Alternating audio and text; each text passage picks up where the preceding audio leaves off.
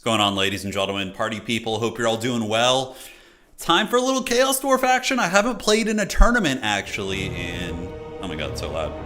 I haven't played in a tournament in a hot minute. I mean, the last time I think I played in a tournament was before the Grubby Invitational, so it's been a while. So today we're going to be trying to shake off the rust with the Chaos Dwarves, and our goal is to go at least 50-50. If we can win, at least half our games, I'm going to be very happy. Or, hey, maybe we win the whole tournament. Who knows? So, let's get it going. Let's have some fun. Get this tournament started on Total Tavern. And, yep, it is starting time. And we're going to have some fun. Okay, so for the brackets, it looks like everybody should be checked in. If you have not checked in, it is now too late. We're going to generate the brackets, and we will get our first opponent for the day. We're just going to run into Anticity and just, just get absolutely clobbered. Scrambled Egg Special. Okay, we're playing a top player in round one. Hey, this is a good way to get back in. Trial by fire, right? So, Turin. All right, so we're going to host this. We got old Scrambled Egg Special. He's a great guy, really, really nice. I wonder what he's playing today. All right, so Scrambled. Yo. We're up. So, going to tell the goblins that the event is now live, and here we go. Cool. Let's tag those goblins. Round one. Okay. So there we go. Round one is live. Get your opponents. Let's not take too long, ladies and gentlemen. We're going to be playing Scrambled Egg Special with our beloved Chaos Dwarves, and probably one of my favorite armies. I love playing them on tabletop. They're so much fun. Okay, so Edge of the Darkwood is going to be the map, and we are going to choose the Chosen of HASHUT. And let's see what they're playing. We can play Anticity today. He is playing. Yeah, he is playing. Any Dreadquake enjoyers in chat? I'm sure there's a couple. Yeah. Am I going to pick the Demonic Trains? Probably. Yeah, I mean, the Iron Demons are really, really good. They're good in a bunch of matchups, so absolutely. Darfall turned out the lights. Yeah, I had a lot of fun playing Darfall yesterday. The game does feel a little bit too easy. I hope they add some harder missions, but maybe I just haven't discovered them yet. But the ones I played, even on hard difficulty, are extremely easy. I like it. Zero sweat. Okay. Sounds good. Let's hope. Okay. So, what faction are they playing? I am Chaos Dwarves. Knowing Scrambled Egg, it's got to be Vampire Coast. So he's on his main faction. Vampire Coast is pretty fun. Let's get the Wookiee blocker up. So Wookiee's going to be blocking the screen. And we're going to start on the build. So, okay, Vampire Coast is the faction A. Those are the party people. Yeah. Alright. Let's see. Iron Glaives are one of my favorite units. I love using Iron Glaives. They're so freaking badass. Alright, so Edge of the Darkwood is the map. Yeah, we know that. Just getting like all of the core essentials in here. I often wonder if I should go Great Weapon against the Vampire Coast. I often wonder. I want to see blunderbusses. It's very, very... You weren't ready for the Wookiee? Well, I did it all for the Wookiee. He's here now, so... Prepare thyselves. Okay, so magma cannons are really nice here, but also a little bit sketchy because of the what the Vampire Coast can do with their own cannons, so a little bit shady. Hey, what's going on, Helt? Welcome. Yeah, so I'm playing in the tournament today. It's been a long time since I played. It's been a long time since we rock and rolled, but today we are rock and rolling, and we're doing it. All right. Do I want to try something like really weird? Like really off meta? Does this guy not have Vanguard deployment? Must. Man, he doesn't have Vanguard. Okay, that's a little bit funky. Alright, so maybe we do a little something here. I think that's going to be the play. We can call in one of you guys, because they're just super freaking cool. And now for our last disappearing act, we need to figure out what lore do we want to bring here in this matchup. Yeah, Kadai are pretty good in this matchup. They have some teeth. They're weak against the shooting, but some of the other elements definitely good. Yeah, we're playing Scrambled Egg in round one. I mean, that is a really, really tough opponent. And he's on Vampire. He's probably the best Vampire Coast player right now in the game. Yeah, very strong. We have to hope that his internet gives out so we can get the win. That's how we do it, guys. Oh, no destroy. If I lose like my first 3 games today, while we're shaking off the old rust, I would be down to do the I would be down for the destroyer. But against this faction, it's just so risky. I am bringing one meme unit, Pone. I'm bringing one meme unit just for you. Yeah, he's coming. So just fasten your seatbelts and get ready to go. Okay, and then what lord do we want? I mean, Trashoeth is kind of cool, but he definitely will get bullied by crabs. He does do fire damage and has some nice abilities, but I think just like a Burning Headcaster is probably going to be your best friend. Yeah, most likely the case. Lord of Fire's just always been so damn good against Vampire Coast. Okay, and perfect. Okay, so that's going to be the option there. Is it the Pit Lord? Ah, the Pit Lord. That is the real forbidden tech that we need. Absolutely. Okay. Sneaky. Sneaky indeed. Alright, so we probably want to get you. I think that's going to be good. And then for the main battle line, we'll get this, and we will get another one of these. Okay. I like this build. I think it's fun. Hey, Viking, thank you for the raid, man. What game were you playing, dude? You gotta fill me in. What was the forbidden sauce you were enjoying? Artillery? Oh, artillery's tempting. Iron Demons, are they really even that good against Coast? The Flamethrower one, the Demon's Tongue is really badass. It can definitely do some big work, but some of the other ones feel a little bit, like, janky, I do dare say. Okay. And do I want to, like, whip out one artillery piece, is the question. Triple Crab? Oh my god, please, don't put that evil on me, dude. Don't put that evil on me. Bober Bless. The beaver. It's pretty funny. I was just talking to my wife. She's back in Poland right now visiting family, and she was out like in the woods near her house, and she sent me a picture of a beaver. Yeah, you were playing modded World of Warcraft. Oh, that's fun. The Dreadquake Mortar here is probably not very good, because like even if you're getting direct hits, you're not getting that much value. And if they bring a cannon, you're gonna kind of have a bit of a bad time. You know, the cannon's going to be able to counter it. I mean, could I get away with using a Dreadquake Mortar? Oh, dude, you guys, why are you doing this to me, man? Do not tempt me. Oh, God, it's so haggard. I mean, maybe. Oh, now I'm thinking about it. That's the problem. You guys got me thinking about the Dreadquake Mortar. Oh...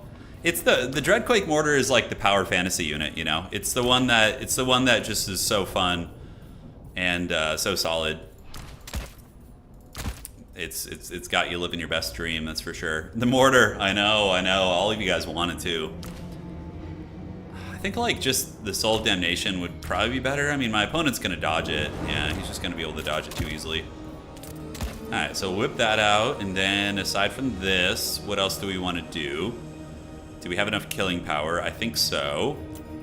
And we're gonna go ahead and get you, little buddy, and you as well. I like this build. I think it's pretty good. Yeah, I think we got the tools we need to deal with everything, more or less. And good luck, have fun. The fires of HASHUT will burn strong this day. I'm a little bit rusty. I don't know the meta right now. It's been a month or two since I played in a tournament, so. Yeah. The Dreadquake, like, if on a different map, I might consider it. I did bring some artillery, but not exactly, the Dreadquake Mortar, I do dare say. All right, let's get it, guys. It's so, dude, the Chaos Dwarf trailer is so freaking good. Oh, man, it's so good. Chaos Dwarfs with Overcasted Nets and Dreadquake, that's your power fantasy? It's a really good one, Ivo. It's a really good one. Chat, why was there a dog's face blocking the screen? Okay, so in this game, if my opponent... I know wouldn't, because they're a good person, but they could come to my stream and watch me build my army, and then they could counterpick me. So, like, if you're watching... Oh my god, why is it... Whoa, what the hell's going on with this? Oh my god. Did my settings get all screwed up? Okay, hopefully that fixes once it actually loads. Oh, yeah, anti-stream sniping, correct, yeah. What the hell is this shit? Did it, like, reset all my settings? What the hell is this? Okay, that's weird. That can't be right. It should be like down here, right? Okay, something funky is going on here. I don't know what the hell this is. I've never had this problem before. Alright. Okay, so you need to apply those changes, and let's see if that works. Okay, we're not quite where we normally are. Something reset my settings here. I don't know what it was, but... Rotation speed, yeah, there we go. Apply changes. Alright. Yeah. All right, I think we're good. So yeah, we'll talk about our army a little bit as we go. We're playing one of the best Vampire Coast players in the world, so we need to get our wheels going here. So yeah, something's still off. Okay, so rotation speed can be here. There we go. Perfect. Okay, should be fine. So we're gonna get our Chaos Dwarf infantry set up in the front, like so. We're gonna have a deep set Fire Glaive to try and deal with bigger threats. He can be kind of rooted on the outside of the formation there. We're gonna get a couple gremlins to go to the outside objective. Let's set you guys up. I don't know what the hell that was. That was weird. That was very weird. It's not like I haven't even like reinstalled the game or anything. So we're gonna get our laborers in the front. So they basically just go forward and get massacred. I brought El Gordo. The game sound is super loud. Yeah. I think it like reset all my settings or some shit. Oh my god. Oh my god. What the hell? Oh, that's so freaking annoying. Oh man, I have to like, I've spent years crafting like the correct audio levels. Okay, holy shit. Yeah, something changed all my settings in the game. I apologize. How's it sound now? Is it better? Yeah? Let me know how it sounds. Okay, so we're gonna get our Lord right here. Get you guys in group 2 to go do some skirmishing and grab the objectives, and then we're gonna do a little bit of this. And Gordo's going to be back here in the woods. Okay, so there's that. And then you're going to go over here and grab this objective. Yeah, how's this sound now? Is it good? Everything sound fine? All 69. Oh my god. Okay, so Gordo's here. So we have a hero character. He's going to go to the back objective, try and do some ninja capping on the back point here. And we do also have a couple of these nasty boys there as well. Much better. Can't hear squat now, but I guess we aren't supposed to. Yeah, you should hear something. Master volume here, maybe speech can be at like 50%, effects can be 35, interface. Interface is like super unimportant, and music can be like 35. Okay, a little quiet now. Yeah, let me know. We'll keep adjusting it over the course of the stream and get that ironed out. You like hearing the game? Okay, sounds good. We'll iron it out. So I think my opponent's about ready. Thankfully, they were very patient and gave me some time. And all right, great. So we're going to move up, get the objective here, get you guys here. You guys go out and grab that objective, and El Gordo's going to charge down there and grab this. All right. So what do we got? We have a giant enemy crab. We have a vampire with Winds of Death and summons. A lot of dickhand mobs, and that's going to be the jam. Okay. So pretty standard army. The crab is a little bit off meta, I do dare say. But yeah, we're going to steal my opponent's home objective here, which is going to be very nice. And considering there's a giant enemy crab, the first thing I'm probably going to be calling in is an artillery piece to try and take that thing down. Yeah, 100%. We have the foe's victory point. All right, let's get up and do a little bit of DACA. And hopefully we'll be able to hold on to that back objective. Yeah. So Colin's here. I'm going to go shoot the crab a little bit. Oh, Morngul's. Okay, interesting. So we need to do this. Call these archers over here. El Gordo needs to come and attack them, and you guys just grab this point, run back into the trees now. So my opponent has 2 sneaky Morngul's out there, which is fine. So we can just run away, right? We don't care to fight those things. And first things first, what do we call in? I'm gonna get a Death Shrieker and move it up here. Yeah, so these are like big scary monsters, and we don't want to fight them because these infantry will get wrecked. So we're just gonna run with these sneaky boys. Just put a little bit of hurt down on them. We do get the objective out of the gates, which is nice. And now we just kind of secure the middle and get ready to hold, so that is fine. All right, keep running, keep scurrying away, and we could call in some Wolf Riders if we want to, but yeah, I don't know. He's taking a shitload of damage, guys. I don't know if this is worth it for him, to be honest. Yeah, I don't know if it is. El Gordo's going to attack in. He's our little goblin character, and the Wolf Riders can continue shooting and looking fine. In the meantime, we grab the middle objective, we have the outside objective, and I think this trading is going actually very, very well for us, believe it or not. So we're going to move these guys around, hide them back here in the trees. El Gordo Backstabber is going to continue doing his business. If he breaks, the good thing about him is he's only like 600 gold, so it's like, it's whatever if he ends up breaking, right? It's not too bad at all. All right, so the Death Shrieker is going to move here. We do have our troops on the middle objective, and is El Gordo trapped in here still? He might get broken here. He likely will, which feels kind of bad, but you know, it is what it is. All right, so we're going to sneak some of these goblins in there. I could send some Wolf Riders in to try and support. Maybe we can kill a Morngul unit. Wouldn't be terrible. And the Death Streak rocket launcher is now in range, so we're going to start bombarding just some of these troops here where we can. Okay. So how's El Gordo doing? Yeah, I mean, he's going to get terrified. He does have some decent stats. Wolf Riders are coming in to charge the Mornguls, and you guys can shoot the Mornguls here. Perfect. And cool, so we have one of you guys here, and one of you guys can guard the forest to make sure no funny business happens. And now he's just out of range of the rocket, so I can put the rocket fire into the Morngulls in the trees, maybe. Wouldn't be a terrible idea. Yeah, all right, so we were able to get away. Let's get the Wolf Riders away, get you guys away.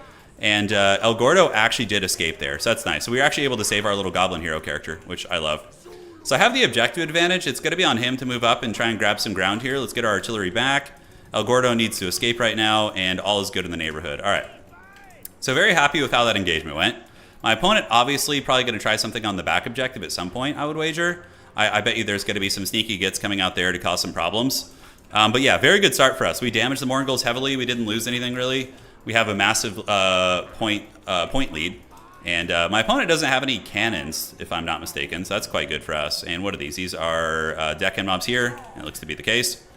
So Sneaky gets here, El Gordo here, and we're going to kind of keep you guys creeping around the side, which is going to be nice. And yeah, my opponent's going to have to advance on us. So, what do we want to do? The Demon's Tongue? I think we just get more width in our army, like more bodies, you know, out on the field here, just to absorb the width of my opponent's force. So, hey, look at the Death Streak rocket launcher actually taking down some of the gunnery mobs here. That's not bad at all. We can get that unit crumbling. That's got to be sweet, you know? All right, so we still are preparing the ambush in the woods. Hey, Deference, thank you so much for resubscribing. I really appreciate it, boss. Hope you're doing well. All right, so let's get one of the new infantry units out here to like seal this breach, and we can have you guys right here, because he's probably going to try and sneak through with Morngulls, would be my guess. I bet you the Morngulls are coming through here, because I have like good vision everywhere else, you know, that I'm feeling pretty chill. Yeah, so he's backing out of range. He's doing a build-up, just trying to get as many units as he can before he alpha strikes me or whatever, but I think we're okay. We'll get some Bull Centaurs back here too. We have our Firecaster, and is there any point in us playing that objective? Not really. Any artillery back here? Anything I want to dive? I don't think so. I don't think there is. All right, so that little gremlin's going to hold here. And do we have any Morngulls? I need to see if he's trying to be sneaky. There's no way he sneaks past me here, I don't think. This Death Streaker is probably just going to sit on the giant crab when it eventually does move in. Okay, let's move up there. And these guys are invisible until he gets close. You know, Gordo can stand here. You can stay here, and what's the range? These guys have 140 range. His guns are 90 on the pistol mob. So we can go up and poke a little bit and say hello. Yeah, I think we can. So if I can get to the point where I can just win on one objective, Chaos Dwarves are pretty good at that. Okay, we do see some sneaky action in the woods. So we're going to move these guys in, see if we can attack those doggos, and maybe get the Wolf Riders to help. And in the meantime, yeah, just poke down the halberds preferably. It's going to be the option. And let's get the rocket launcher and start shooting the giant enemy crab. And the Morngulls do pop back out, so feels bad. We got ambushed a little bit ourselves, so we're going to try and retreat, see if we can salvage that situation while we keep poking. A lot of Crabos being called in, a lot of scary Crabos. All right, yeah, another Morngull's on the way in right now. All right, so let's get these guys to go here. We can call the Fireglaves over, or the Bull Centaur Renders. Probably would be a good idea. It seems like that's where most of his mass is cultivated, and we need to get away now before we lose too much. Yeah, that was actually not a good trade for us.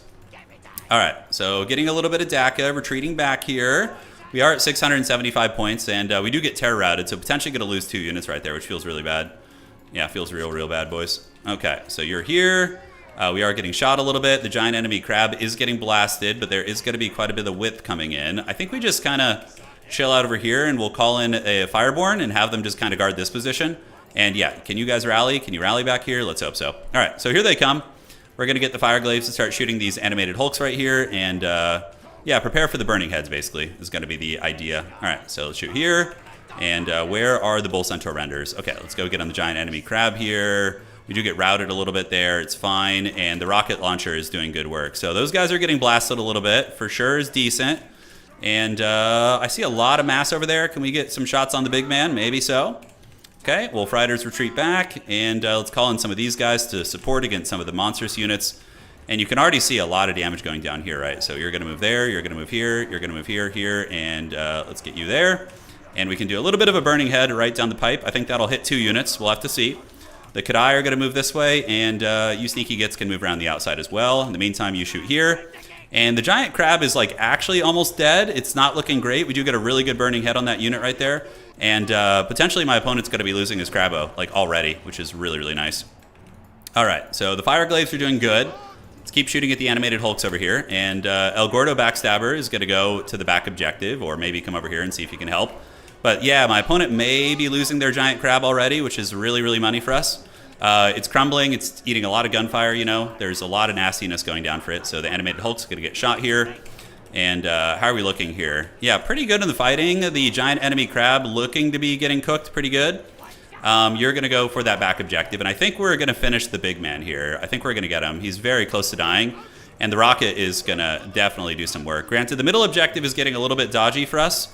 But we are value trading very well. Is it crumbling? It's at 300 leadership there. Should be dead in a moment. I don't think he's going to be able to get out of range. Okay, so he wants some of this. He sees us trying to creep over here. And you guys can keep going here. And as far as the midline fighting goes, let's get you guys going here. Pull back these gun units. And hopefully we can just win this flank fight. Let's get you on the guns here. The Bull Centaur renders are unfortunately mixed in with halberds, which feels bad. So, yeah, we gotta watch out for that. Can we get the Bull Centaur renders back? Like, I don't have a lot of anti-large. We did kill the giant Crabbo, though. So he has fallen, and now we need to just start basically shooting at whatever we can. All right, so those guys are going to get crumbled, and my gremlins in the woods are going to get it. Let's pull these wolf riders up, and Demon's Tongue can be good. One thing I do feel like my army is lacking is anti-large. Like, I feel very, very weak in the anti-large game. All right, so let's do another Burning Head. Where do we want to do it, though? This is not a bad spot, actually. That's going to hit a couple units, and we're going to try and retreat you back. And let's get the Wolf Riders up and have them intercept these guys, and one of them can stay here and protect this. And you guys, we need to go get on top of gun units if at all possible. All right, so you guys go there.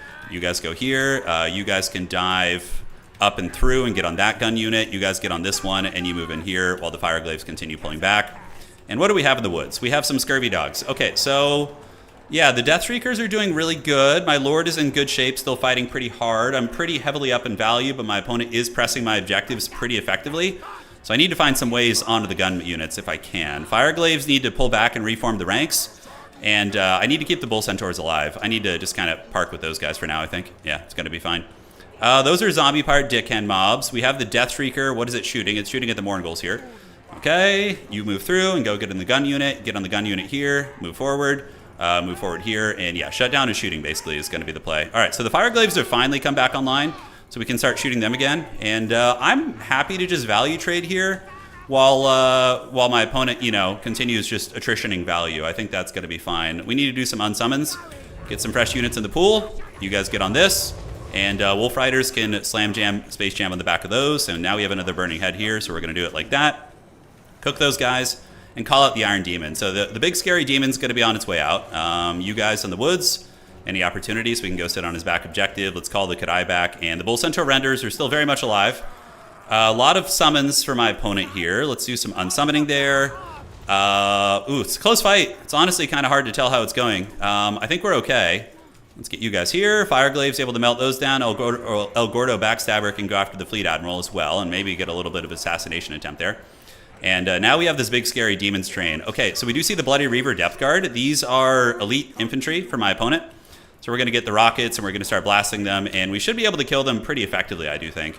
Okay, back point's in a little bit of danger. And, you know, when you're playing this defensive style, you can't really afford to lose your back objective. Oh, my God, look at that. We just freaking roasted those guys, dude. Oh, my God, we just space jammed them so freaking hard. Okay, that's potentially a game-winning play. Holy shit, the Bloody Reavers just got melted by that gunfire. Oh my God, that was awesome. All right, so that's a huge win for us, guys. Huge win. So let's move on to these guys, get you guys out there, call some of these in, and yeah, you guys jump here. On the back objective, we do get caught, unfortunately, which feels bad. We can move some of the Dowies, our infantry, over here and go shut these guys down.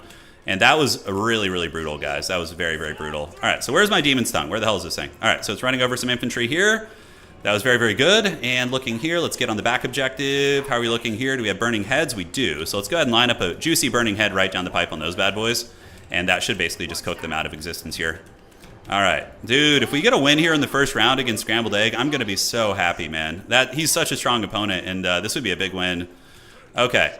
So where do we want to go? We want to shut down the shooting, right? Yeah. Just get the middle objective, you know, do all that goodness.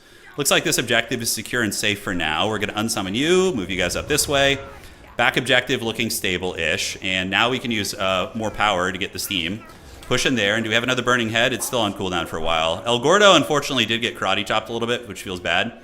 But it is what it is. All right, so you guys go there. You guys go here. And, yeah, you guys can go chase that down, too. All right, do we have another Burning Head still on cooldown there? We do manage to take down the doggos. Oh, enemy Lord is in trouble. All right, let's go. Get him with the flamethrower. Oh, Demon Stung. Okay, the Lord got roasted. There we go. That's what I'm freaking talking about. That's probably GG there. I think we got this one in the bag. The build actually worked out very, very well. All right, so let's move up. And what other call-ins do we want to get here? So we're going to get you guys moving up, call in some reinforcements, unsummon you in the back, and get you here. Okay, so my opponent is going for my Lord, which is a little bit dodgy. Do I still have the Bull Centaurs nearby? I do have some.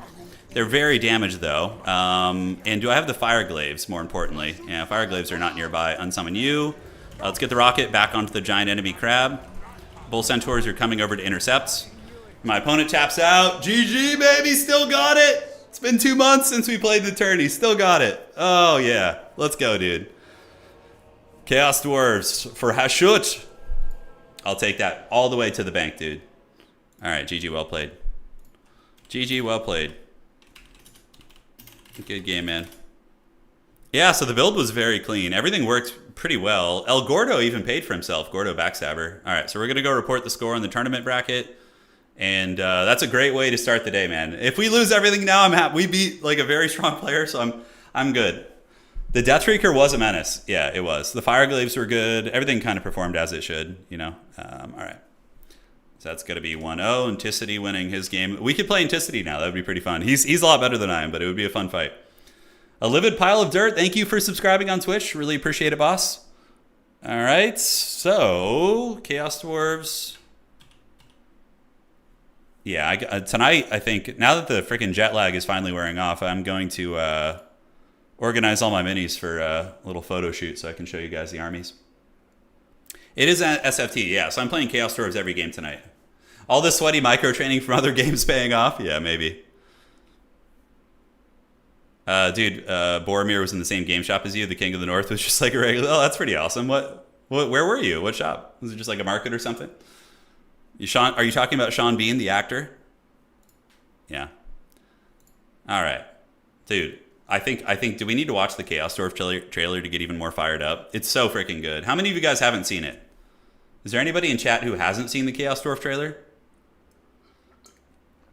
Vampire Coast? I don't know. Let me look. So Vampire Coast currently has like a 50% win rate, so they're pretty balanced, to be honest. Them and Chaos Dwarves are kind of in the same category. Granted, I do feel as if Chaos Dwarves have a good matchup there. Oh, yeah. Okay, hold on. Dude. So this is the trailer for the faction I'm playing tonight. I wanted to watch it with you guys, but let's just do it together here. Okay, here we go. I have seen it, but I want it. Okay, here we go. Looks fine. Oh, yeah. What choice but to follow the flame?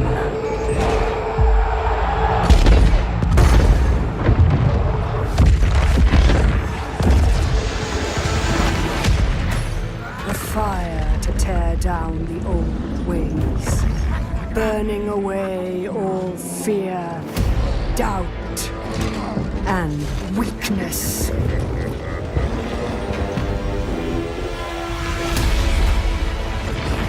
Nothing remains but power and ambition. This roaring fire will always demand more. More fuel. More sacrifice. The fiercest heat to forge the hardest steel. Destiny. Rising from within the crucible.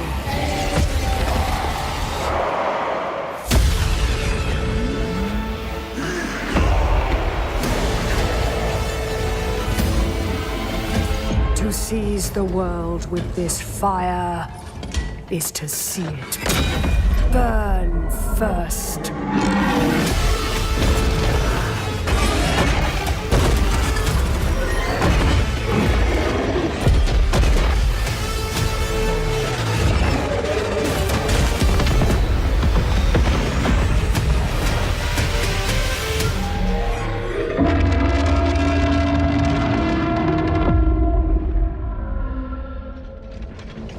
Dude, that's just the coolest trailer. It's so good. Oh. Yeah, I definitely, I like their aesthetic a lot more. I mean, I like the regular dwarves, but the Chaos Dwarf aesthetic to me is so cool. Marduk says, you're here but I stayed thanks to the commentary and stream quality. I usually only watch the campaign players. Oh, right on, man. Well, welcome to the party. Yeah. Marduk, good to have you here. The cry at the end is, dude, the sound design of the Destroyer is so freaking good. Yeah, it's so freaking good. All right, so let's take a look at the tournament real quick and see. So that was round 1. It's 4 rounds of Swiss play. So it's going to put you against people who have similar win rates and win losses and things like that. So taking a look at the tourney right now. So here's the tournament for today. Let's see. So, okay, a handful of the games are done. So Blake defeated Johnny Cash. Boss Toss defeated Soy Bacta. Maximillionaire defeated Wolfzone. Alexander Nuts defeating the Demon. I won against Scramble. Danikin versus Broccoli Fangirl. And Harrison versus Anything. Anticity defeated Extreme Demigod. And these games are still in progress. So as the players report the scores, it feeds the faction data into here, right? So Chaos Dwarves, for example, let's see. So what's their... Oh, yeah, they have a pretty favored matchup against Vampire Coast. I can see that, though. You have a lot of really good tools against Vampire Coast. I still think you can lose it for sure, but yeah, not too bad. All right. So taking a look at the value of our army, what did really good for us? The Burning Heads were good. They don't, like, get a ton of value against the zombies, but they're good at clearing stuff out. 2,000 value on the Fire Glaives. That was one of the big parts, is when we managed to kill the big crab in the beginning and took that thing down, like, before it could even get, like, 200-300 value. That was pretty big as well. Iron Demon came out pretty quickly. Deathstreaker did good. Bull Centaurs did fine. Kadai kind of got punished, but aside from that, yeah, like, what I was worried about was cannons and artillery, and he didn't have any of that, so thankfully we were pretty clean. We kept the Mourngulls in check. None of them really paid for themselves. The Giant Crab literally got 171 value, which was really rough. So we kind of just were able to keep his centerpieces from causing big problems. But yeah, man, how you guys doing? Welcome to the stream. We're just getting started here today. That is round 1 of the tournament, and we're going to be cooking here into round 2 in just a minute. Probably within 10-15 minutes, give or take, we'll be in the next match. And we don't know who we're playing yet, but we do know the map. So the map for round dos is going to be what? Checking here. We got 30 people signed up today, which is great. And, okay, one game still. There's only one game to finish. Uno game to finish. Next map is going to be the Imperial Road. Okay, so if you guys haven't seen Imperial Road, it's a pretty good map. We can get back pushed on it. There's a little bit of a vulnerability on your back objective with moving through the woods, but, man, we'll have to see. We will have to see. Chaos Dwarfs have some cool minis in tabletop as well. Chaos Dwarf minis. The old Forge World Chaos Dwarves are really cool. Yeah. They're retro as hell. Here we are. Desktop capture. Yes, that looks fine. Yeah, so here's like the old Bull Centaurs, and then you have the Fire Glaive. So these are like the halberd gun guys. Yeah, they're really, really cool. Yeah, I love the retro aesthetic. They almost like that. Like, that's a cool scheme. I love the Iron Warriors kind of Chaos Dwarf style. This model is sick. This is, I believe this is Draz Hoeth. Yeah, he has like a Black Legion paint scheme. That one's not like... Then you got the Kadai Fireborn and like the Iron Demon trains. I run 2 of these in tabletop. They're really, really OP. Those things are just foul as hell. So those are the jams. By the way, the stream quality should be a little bit higher today. I was able to figure out how to raise the bitrate without causing issues on dual streaming. So let me know how everything looks. If you guys could, I would certainly greatly appreciate that. Okay, one sec here. Yeah, okay, one sec. Turn, quick question. Are deck gunners completely useless? No, they're good. Yeah, turn stream finally. Yeah, we're going, man. Okay, I think my chat app is like locking up here, so let me do this. Okay, there we go. Should be good. What's the consensus on Age of Sigmar? Personally, I don't like it, but I understand why people like it. The minis in Age of Sigmar are beautiful. They're really, really good. I just I don't like the setting. And for me, that's like one of the most important things, is liking the setting. So, William, you lost? That's okay. It's only round 1, man. Can Kazarak be viable? He's also so cool. Kazarak is one of the worst heroes in the game. He's really bad. Yeah. He's really bad. Deck Hunters are good. They're definitely good. Yeah. They're very squishy, though, so you need to be very... It's a lot of finesse to use those units. I can't wait to show you guys all the minis, though, man. I'm gonna go set them up today. Oh, well, I mean, Daxiat, they already did retcon the end times, I mean, in a way. I mean, the old world Warhammer Fantasy has come back as a fully playable game, so... I mean, that was kind of admitting it was a mistake already, you know? AOS setting is really weak, but the models are gorgeous. Agreed. That's a very accurate assessment. Kazrak has been, yeah, sad mooing sounds all freaking day. Okay, so where are we at? And is the last game ready here? Curse the Baggins, dude. Allergy season is upon us. But yeah, I could be lured into Age of Sigmar. Like if we look at the if we look at some of the minis, like I think the faction that appeals to me in Age of Sigmar the most is probably the Soulblight, the vampire counts, basically the Soulblight Gravelords, because I have Tomb Kings, but I love like classical necromancer archetypes, as you guys know. Anybody coming from Warcraft 3 knows I love that. But I could be lured with the Soulblight Gravelords. They're really cool. Check this out. So if we go down here, yeah, you have like, oh, they're so rad. You have like the skeletons, the Barrow Knights. You have like the Vampire Lords, dude. Like, look how freaking cool this dragon, this vampire on this dragon is. That model is so damn cool. Like, man, painting that, no, thank you, but freaking awesome. Yeah, and you have like these badass vampires too, and like Blood Knights. Yeah. It's really a good spiritual successor to the Vampire Counts for sure. Coven Thrones, Mortis Engines, yeah. Really cool named characters. But 100%, I could be, it's $115. Yeah, that's why I'm not going to get it, most likely. Oh, but these are pounds. Yeah, if we go to US, I don't know what it would be. It would be there, but it's very neat. It better be cool for that price. It's a pretty big mini for sure. Yeah. Check Barrow Guard. I will later. Yeah, we'll go back and look later. Is there a Krell model? You can get the old Krell model. There's like 3D prints of him, basically. You can get it really easily if you're into it. All right, round 1 is finished, guys. We're going to be moving into round 2. This is what 3D printers are for you. All right, so advance the round. And we're going into round 2, ladies and gentlemen. 115 pounds equals $150. Ugh. It's rough. Okay, so we got Alexander Nuts in game 2. All right. All right, and where are we at now? So we're going to do this, and Goblins, round 2. And we have our opponent. It is another top-tier player in Alexander Nuts. Dwarfs. So I'm playing Chaos Dwarves. You know, so it's funny. Alexander Nuts, the player that we're playing right now, he is also one of the best Vampire Coast players out there. So there's a chance we might just be playing Vampire Coast again, which would be really funny. Yeah. Let's see what he's playing, though. We're going to find out. Okay. Perfect. And perfect. Hey, welcome to the stream. Yeah, what's going on? What's cooking? So, oh no, not the Dwarves. This is a grudge match. It's a grudgin'. So this is actually a very hard matchup. It's extremely dwarf favored. The Chaos Dwarves unfortunately do get wrecked a little bit by their good brothers, I do dare say. Okay. Yeah, Aether Wolf, yeah, I can only imagine, boss. Okay, guys, let's get the army blocker up. Wookiee's gonna arrive, and we're gonna do this. So there he is. Bring forth the Wookiee. Yes, he is here. Oh, this is so bad. This is such a hard matchup. I can win it, but it's a challenge and a half, man. It's a challenge and a half. They abandoned us, that's right. They left us to die in the north. We're really getting into the flavor.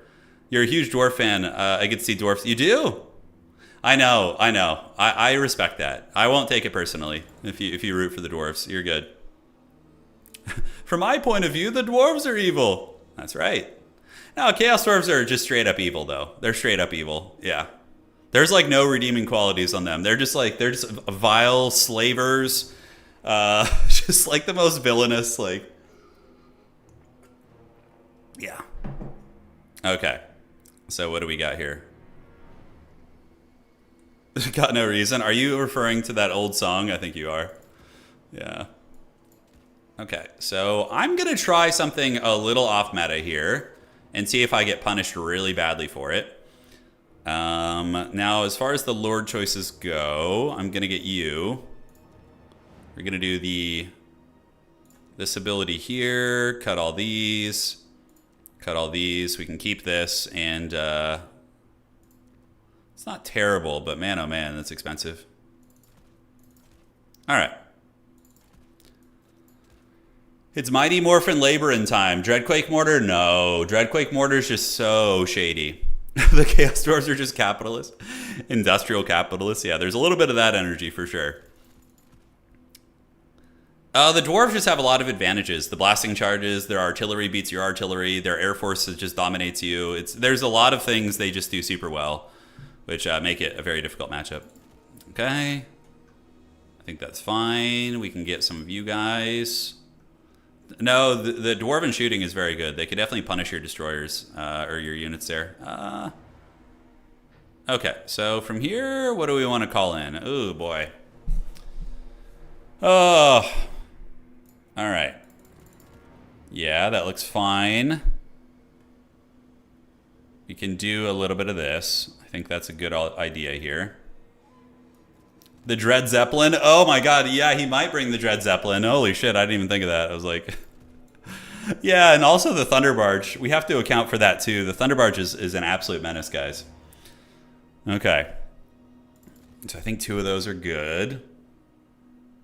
How do we win this? What do we do to win? The Dread Zeppelin. That's really good, Dread Zeppelin. The Barge, if I lose to the Barge, you know, hey... You know, you got to take that one. The Barge is very cool, so. Let's see what it's going to be.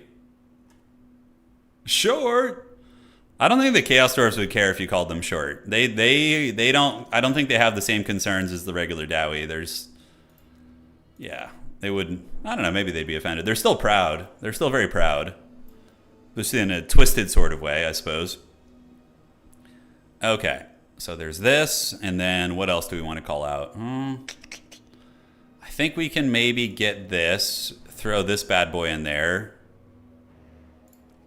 The Dread Zeppelin, I really like that. That's super fun. Okay. So that looks fine to me so far. I'll be thunderstruck? I hope not. I hope I don't get thunderstruck here. That would not be good. Escobarge. Oh my god, you guys are out of control. Okay, so what do we want to mix in for our last disappearing act here? We got 2 of those bad boys. I always wonder about like Skullcrackers versus Iron Demons, like which one is better. I feel like the Iron Demon, the shooting just makes it so much stronger, but I could be wrong. Okay, so let's get another one of these, and then we can call you in, and that's a pretty good build, I think. Yeah, it's gonna have to do, Pig. It's gonna have to do. Fear the tall hats, they cometh. No. Well, that's actually interesting. It's actually kind of interesting. That's leadership, melee defense. This. Okay. You can roll with it, man. Good luck. Have fun. And let's see what the Foul Dowie are going to bring to bear here on the battlefield. It's a hard matchup, man. You have to account for a lot of things. Would be cool if the Beastmen received the Centaur Lord or Hero. I bet you that'll happen someday. Don't they have one already named like Goros or something? You missed the first match? I won the first match. Yeah, we defeated Vampire Coast. And now we're having a Dwarvish Grudge match. Yeah, it's going to be versus the Dwarves. Make sure my opponent's not saying anything here. All right.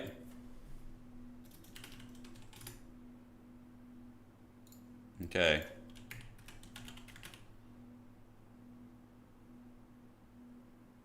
Okay.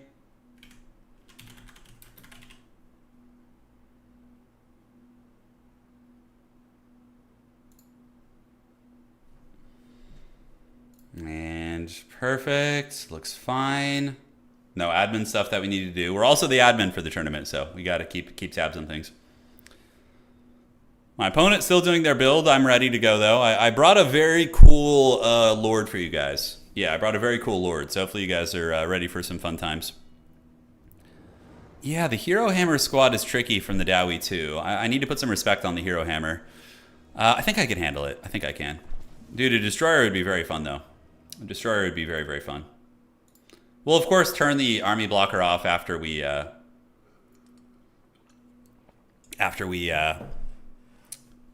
finish it up here.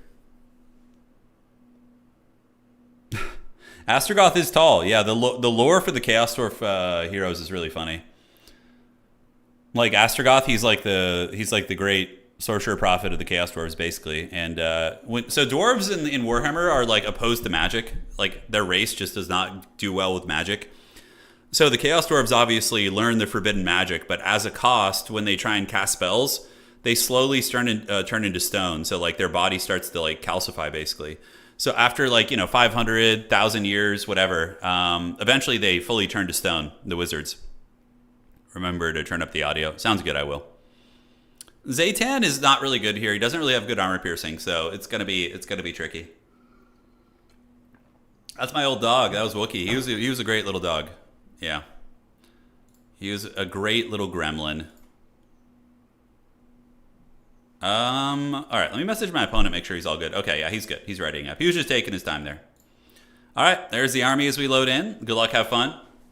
Sounds like the Eldar in 40k who turned to crystals. Yeah, it's in the ballpark, I guess, for sure.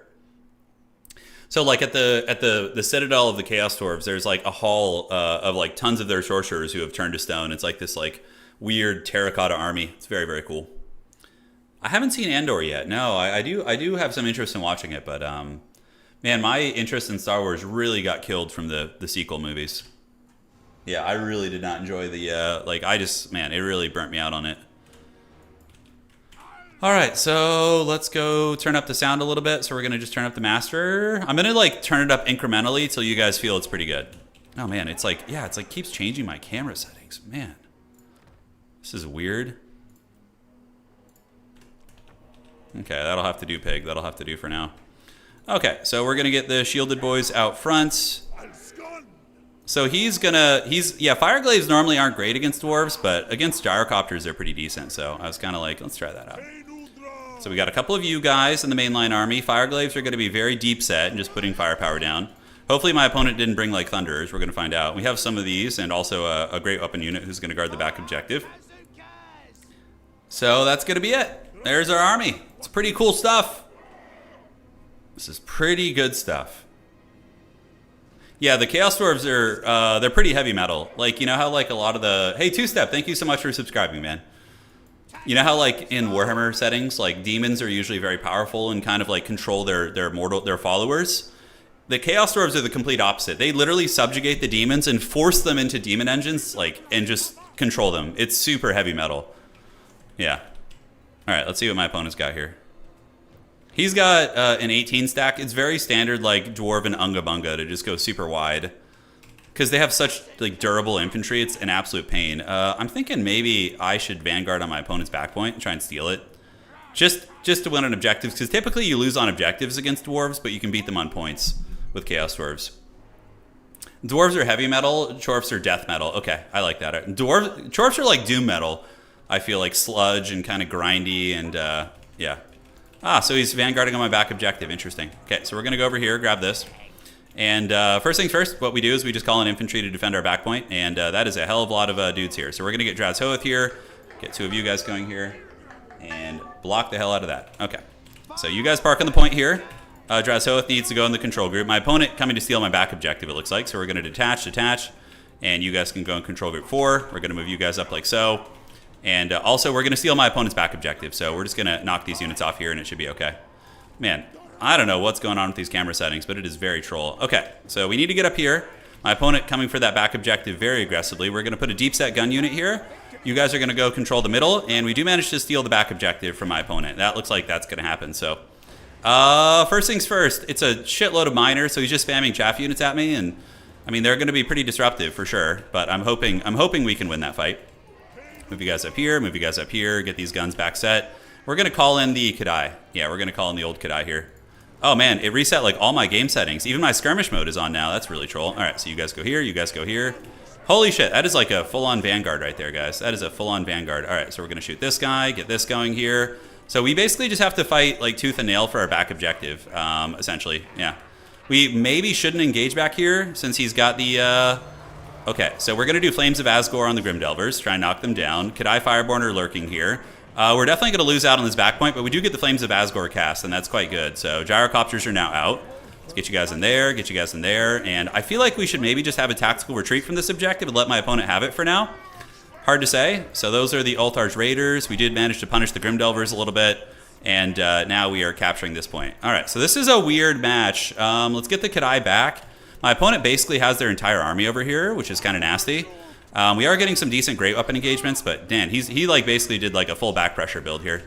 Yeah, so I think we just play the middle and kind of ignore those a little bit. Let's retreat you. That objective's going to go to us. We do get in here, and now we need to retreat the Fireborn. Yeah, just pull them back, and what do I want to call out next? I'm not sure. Drazhoath is in good shape, though. He's just Netflix and chilling. I'm losing most of the units that fought over there, which makes sense. You know, it was inevitable.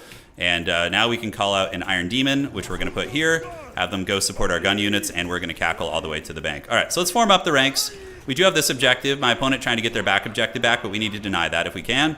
And Drazhoath is just going to cause havoc wherever he can. And perfect, so the Iron Demon can rotate to the middle. Kadai are going to do their thing. We can start shooting at you. And when those guns overextend, maybe we can get them. Drazhoath could die to those missiles for sure. We're going to just charge you guys in melee, and I think that should be fine. All right, so shoot here, and you, Kadai, can pull back. We can pull back. Let's get the Iron Demon moving into these guys, and Drazhoath is still just bullying these, which is nice. Now, we do have a couple missile units here. I'm going to save up for like a big cavalry alpha strike on them, I think, which is going to be quite nice. And now we got the Gyro Bomber coming in, so it is the Skyhammer of Doom. Skyhammer is not a joke. It is quite strong indeed, so pull you guys under. And yeah, it's going all right. We managed to get our opponent's back objective, and he calls in some Slayers, which we could just shoot with the bows and hopefully get some value here. My Lord's doing some work, and we do manage to punish the big flyer. So let's do this. Get the Iron Demon moving into these guys, and the Kadai keep retreating back away from these archers, which at this point now, we can call in 2 of you guys and Zerg them down. So we're going to Zerg you guys, and then we're going to move in here and support these, which is going to be nice. So one goes here, and hopefully it goes okay. We'll have enough for another Flames of Asgore here soon. I don't know. We're going to need more cavalry. I don't know. Ugh, those freaking Ulthar's Raiders are really, really nasty. Let's retreat back. I don't like that engagement at all. All right, so Slayers are kind of getting trolled, so we need to park here, park here. We don't have the big Flames of Asgore punishment right now, and our Wolf Riders do get blasted. It was inevitable, unfortunately. That was rough. So keep kiting back. Value is pretty close, but you're seeing the curse of the matchup. It's a very, very hard matchup. And now we're potentially going to get punished here really bad. All right, so let's pull you guys back in. Get you guys here, and Drazhoath needs to get a Flames of Asgore like right on their face, and we need to probably call in some Wolf Riders and just try and swarm this shit right now. Just get in there, swarm them on down. We do get a Flames of Asgore, so that's a really nice one, and it does quite a bit of damage, and the Kadai did some nice work there too. In the meantime, you keep waddling away, and these Slayers are getting melted pretty hard, which is nice. But yeah, my Lord does get killed. I mean, I think we're screwed. Definitely did not bring the appropriate build, but you know, it was a cool experiment, but I think we're in big, big trouble, guys. So Kadai need to move up there, take those down. We're down about 1,000 value right now. I mean, the enemy Lord is almost dead too, which is cute, but it's definitely not going to be enough, probably. The Iron Demon is still going strong. Let's see if we can rotate it back here and get some good engages on these guys. And the Kadai need to get on top of this. I mean, he is losing a lot of his gun line right now, so maybe there's something. And if we do kill his Lord, that's going to be pretty sweet also. All right, so you guys park right here. Iron Demon's going to jam in there, and we do get on top of like all of his missile units, right? Yeah, but they're no joke. The Chaos Dwarf or the Dwarf, missile units are pretty resilient. Resilient little goblins they are. All right, so the Fireglaves are back online. Let's retreat you. Get these Wolf Riders around here onto those Rangers, and we do start to fold up all these gun units. Okay, so maybe there's a glimmer of hope here. Maybe there is. I mean, the Dwarf Lord is also almost dead, but like he's in pretty good shape comparatively speaking. And I think we're going to need more Wolf Rider support here. We can resummon our Lord eventually because he's dirt cheap. He's very, very easy to summon and whatnot. Get you guys back there. And the Slayers still not been able to get their objective back. So we're going to retreat our mobility and bring them back here. Let's get the Fireglaves to go. You guys shoot. You guys shoot here. And yeah, we do clean up a lot of his shit. The pain train is still going strong. Unfortunately, it's probably going to die here to the firepower, but we are starting to get our back objective back, so that is something. So you guys can go here. Let's do this. Have you guys chase down the Dwarf Lord here. And the Fireglaves, where do we want to go with them? I guess we just shoot you guys. And yeah, we were able to mow these guys down and mow those guys down too. All right. So we do defeat the dwarven position here to an extent. That damn artillery or that flying helicopter is like such a pain. How much winds of magic do we have? We do have enough to resummon, so I think it's going to be worth it to do that. The dwarf lord is getting harried and run off. And you guys go here. Let's get you guys to start shooting this thing, and you fireglaves can go here as well. And yeah, I think resummoning our lord to get the leadership stabilized is going to be really big. But my opponent has a lot of slayers now. Dwarf lord is at 400 HP, so I don't think we want to have that many units trying to chase him down. Okay, there's an artillery piece here. So we're going to go chase the artillery piece and hopefully just blast that dwarf lord in the face. We'll have to see. All right, so objective's going to be stable. We're going to bring our lord back. Drazhoath, the Ashen One, is here. So he's going to head to the middle and try and deal with some of these slayers. And my opponent does have a cannon. Yeah, like killing the dwarf lord isn't even that big of a deal, I don't feel. You know, let's run these guys down here. We have another dwarf still fighting here. So they can go there. And my opponent looks like they're going to let me get that cannon. I don't know if they're paying close attention here. So we need to unsummon you and unsummon you also. Great. So now let's get one of you guys around the outside. So we're going to fan out this way and fan out this way. Drazhoath is going to come back to the middle and try and stabilize shit. The gyro bomber, I just have to use the dreaded face-to-foot style and just hope he runs out of ammo eventually. All right, so you guys go here. Go chase down the dwarf lord. Yeah, it's still worth it if I have like one raggedy unit over there, you know, I feel. And great, so we fanned out. He's defending his cannon, so we're going to go ahead and charge here with this one, park behind it with the other one. And yeah, we're going to need Drazhoath to carry this for sure. We do have 2 gun units, so maybe we can start to squeeze some value back. We're going to have to see. All right, so we do get on top of it. The cannon does get taken offline for a moment. Then the Wolf Riders need to retreat. Try and lure the Slayers away. We're going to test his micro and see if he's up to it. And yep, you guys shoot here. Retreat back a little bit. And now the cannon should be undefended, so we can charge it from the other side. It's like the classic dual-pronged push there. And great. So cannon is getting it pretty good. Yeah, if we can knock that cannon off, that's a pretty big win for us. And Fireglaves shoot here. Fireglaves shoot here. And yeah, we need to get more just chowies our infantry out to grind out the middle objective for sure. Looks like some Haggard Dwarves on my back point. Classics. These guys didn't get unsummoned, so that feels kind of bad. We do manage to knock the cannon almost fully offline, so let's keep retreating back here, controlling wherever we can. And yeah, so we got a couple Slayer units. It's whatever. There's only like 2 of them left, so should be fine. And just I think just calling out waves of great weapons to wrestle over the middle objective is going to be the play. And the cannon is potentially open again, too. Let's run these guys down as well. All right, so Drazhoath, you know, we need to wait for a little bit of a positioning advantage here to get this. Pull back the gun units. And here we are able to roll them up, which is nice. And can we get the cannon offline? That's the question. It doesn't look like it's going to go easily here. So we need to just keep trundling about and getting our jollies off with these guys, basically. Okay, so apparently he had some ammo left, which feels bad. We're going to go ahead and shoot here. Yeah, the bombardments from the gyro bomber are just doing disgusting work. And we're going to try and ninja the middle objective right now. That's got to be the play. All right, let's call it another one. I don't know how much ammunition he has left. We're, like I said, using the face-to-foot style. But these guys should be able to threaten the objective and threaten the capture since there's just so many of them. And you guys go here, you guys go here. And if we can get it to the point where we win on objectives, that's going to be pretty sweet. My lord is still very much online. Let's retreat you back. Get you guys in there, you guys in there. And we do manage to steal that. And then if I can go jack his back objective too, I mean, that's how we win this game. Okay, the Skyhammer is being unsummoned right now, so it'll be back later, I'm sure. And yep, let's get you guys moving up. You guys stole that objective, so now let's roll over here and steal this one. Get you guys up there, and just kind of keep playing the points game, really. Yeah, he's losing a lot of units here. A lot of these Slayers are getting karate chopped, so let's move in here and bash. Let's get you up there, and you guys just go steal that back objective from him as well. Okay, so there's that. You guys can go shoot here. Drazhoath and company doing quite good. What do I call in next? I mean, he doesn't have any artillery, right? Oh, he's got a Goblin Hewer. He's got a Goblin Huey. Stealing that back point's going to be hard, though. It's going to be very difficult. Those are what, Slayers? Okay. Go here, and we do start winning that grind right there. Drazhoath can definitely get some damage done. We have a couple units here, but yeah, we need to just retreat back to the center now, and we could even attack the Goblin Hewer, but I think just stabilizing this point here is going to be better. All right, so fight here, and you guys get on the point, and you guys retreat over there and get on that as well. Okay, so we have a lot of units kind of roadblocked here, which feels bad. Let's retreat these guys back here, get on the objective to try and mitigate that a little bit, and we can get some speedy boys up here to get this. The only way we're going to win this is playing the objectives. Like, value trading against the dwarves at this point is going to be an unholy nightmare, so... Those are actually Doomseekers, so we can do a Dark Subjugation. Yeah, I don't know if that's worth. Probably not. So we're going to just swarm them and get the Fireborn running away. We're going to park you on the back objective, creep you guys around there. Wolf Riders can come in here. We can do this. And we're going to have a second wave of reinforcements coming very, very soon. Doomseekers are raid bosses. They're very hard to kill. Do we have any units lurking in the back? We do not. So, yeah, they unfortunately get caught. Let's pull you guys down this way. I do have the dreaded Flames of Asgore. We are winning this fight in the back, slowly but surely, but, you know, it's going to be hard. He's got a lot of miners and whatnot. All right, so we can call the Iron Demons in and use them to start, you know, doing some pressing. Drazhoath is going to be all right here. I mean, I can do the Flames of Asgore against those guys, but I don't know how good that's going to be. Yeah, not going to be amazing. And good, we pushed through, so now we can call these reinforcements in. We do have a Goblin Hewer here, so we can attack it with the Iron Demon and maybe try and compromise it with some mobility here, which would be very, very nice. And now we need to get a Vortex somewhere. I don't know, like, he doesn't have anything that's like super juicy targets, unfortunately.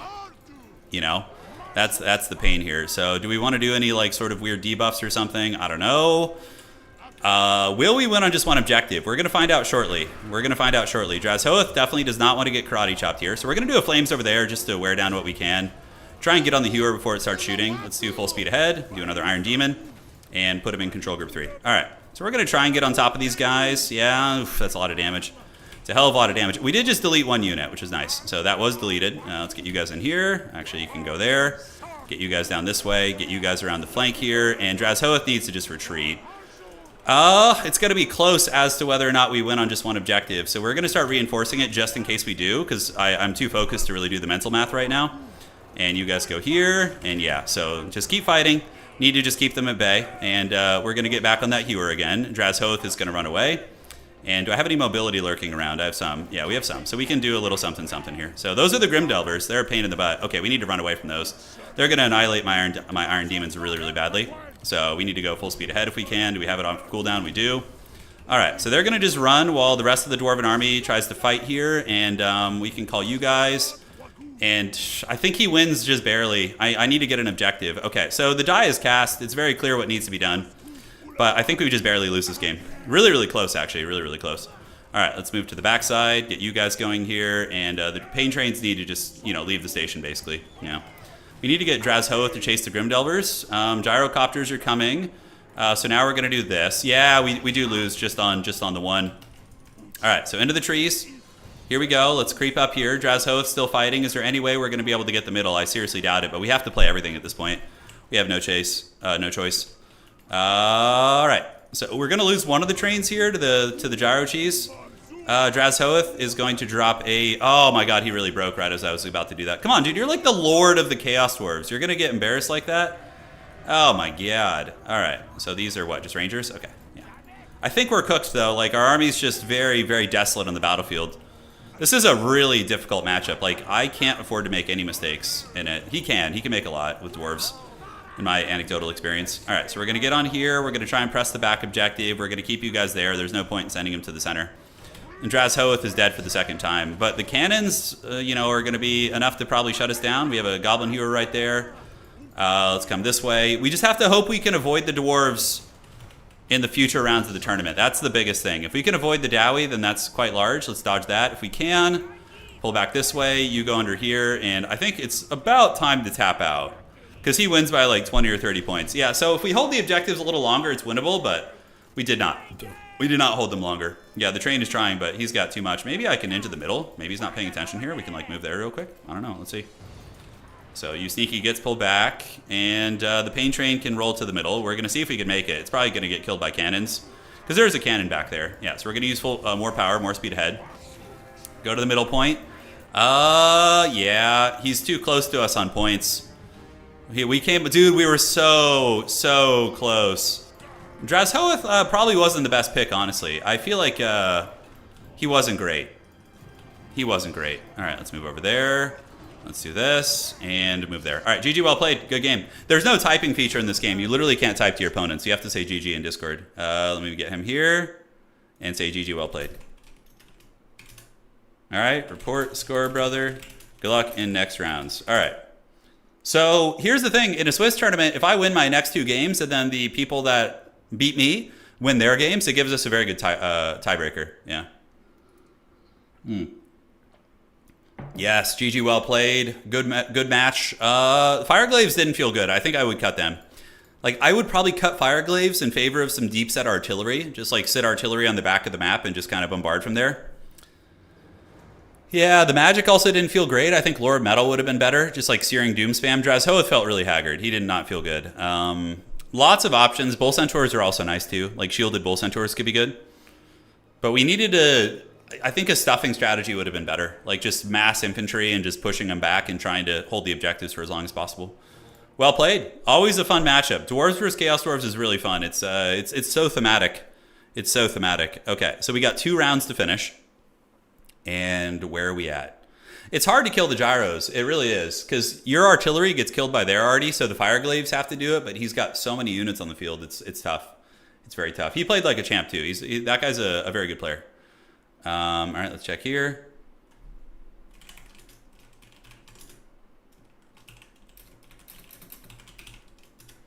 Okay.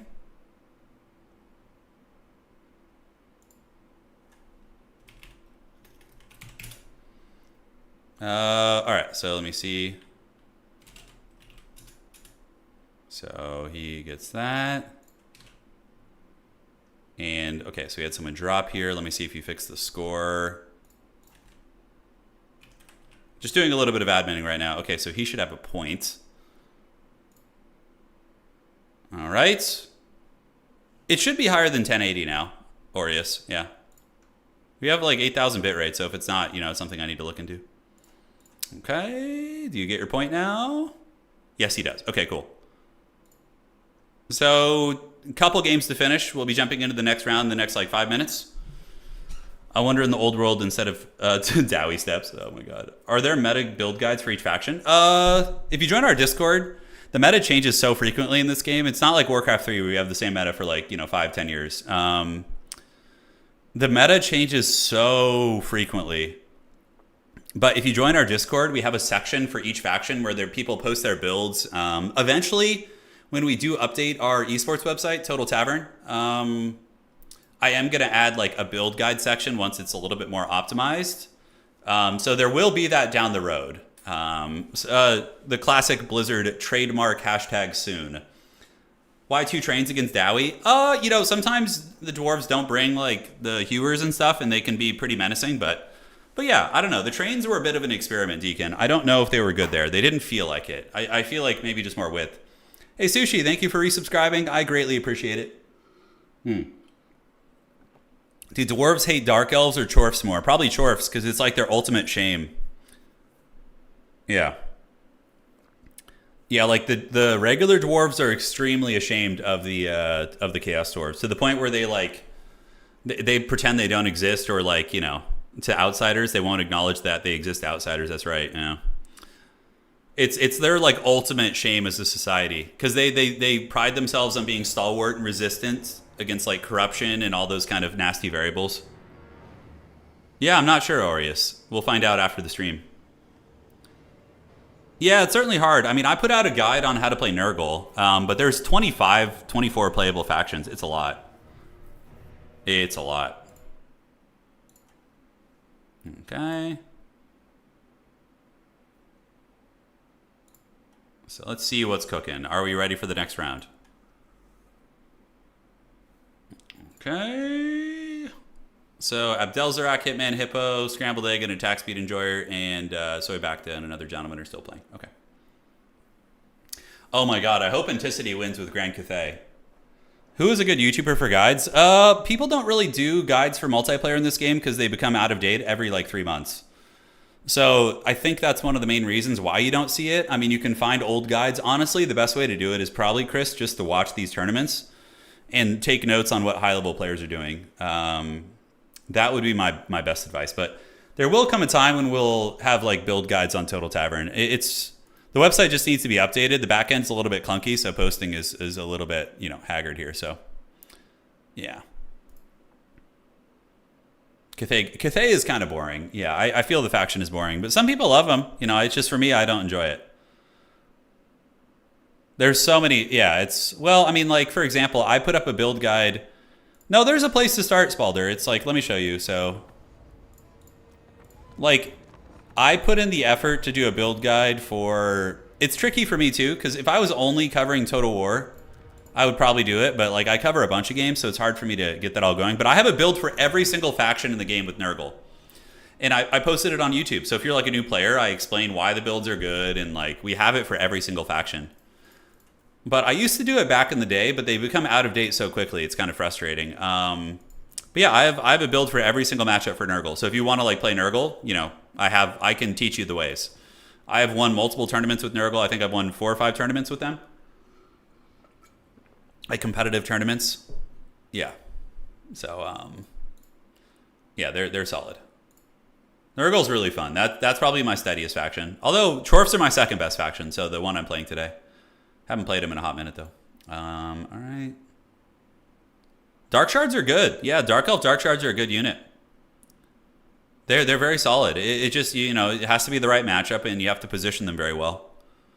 What about a Nurgle versus Nurgle build? I think I have that. Let me check. Do I have a Nurgle versus Nurgle build? Nurgle versus... I think in the video, yeah, the Nurgle mirror, here it is. This is my Nurgle mirror build. It's basically like mass skirmish mobility to just pull them apart, and like you snipe all their mobility with, or all their infantry with the Noxbringers, kill their big boys with the horsemen, and just like bounce around objectives. It's like, this is usually what I do in the Nurgle mirror. Yeah. Empire is my third best faction, I would say. Yeah, I played them. The Empire is super fun. I love playing the Empire. Like the common man fighting against like monstrosities of fantasy settings is just like one of the best tropes ever. Okay, so the last round is finishing right now, or the last game in the round. Let me know when done. There's always a couple people who are the same culprits. Yeah, there's a couple. Nurgleverse, yes, welcome to the Nurgleverse. I like Cathay because they look like you, which is great. Yeah, I mean, I just don't like their playstyle. I think they have some really cool elements. It's just in tabletop they'll probably be more fun, honestly. Bretonia's been doing all right. Bretonia's sitting at a freaking 50% win rate, which is not terrible, right? Like if you look at the stats here, you could see Bretonia is sitting at a 50% win rate right now. Their best matchup is apparently against like Vampire Coast and Tzeentch basically, and they've been losing against the Counts and against High Elves and Dwarves and Chaos Dwarves and a couple other factions as well. You can see all the data here. This is from this season. By the way, announcement, if you guys are here. Yeah, I think it's allergies Noctilus. It's not a cold anymore. But yeah, we are going to be ending the season 10 of Total Tavern in sometime in the next couple weeks. I'm going to make an announcement. So that means the leaderboard on the front page of Total Tavern here, so let me load it, is going to be getting reset, and we're going to be taking the top 16 players and having a major playoff, which is fun because then, you know, if you're new to the scene, you're going to be able to have a chance to climb the leaderboard. That's why ladder resets are very, very important in my opinion. Yeah. Yeah, Goober, absolutely. Okay, so let's refresh this, and now we're ready for the next round. Dwarf, Skaven, and Orc Vamp. Yeah, that's a good range of factions for sure. I love playing Skaven. Skaven are very fun. You know, if maybe for the next, I probably won't win the tournament. Although I don't think I've ever won a tournament with Skaven, but I've gotten to the finals like 3 times and just lost against like Tomb Kings or someone really scary. All right. So here we go. So I got my opponent here, and let's tag it. And so now we are in round 3 of the tournament. It's moving along very nicely today. Round 3. All right, so Blake is going to be my opponent. I have not played this player before, so it could be an absolute menace, an unpredictable opponent. I know most people's playstyles is I've been casting this game for like 8 years, but when newcomers come, sometimes they'll throw the wild cards in there, you know. Okay, he's playing High Elves. That's fun. So what map are we going to be on? So the map is going to be... it's going to be the Proving Grounds, which is a weird map.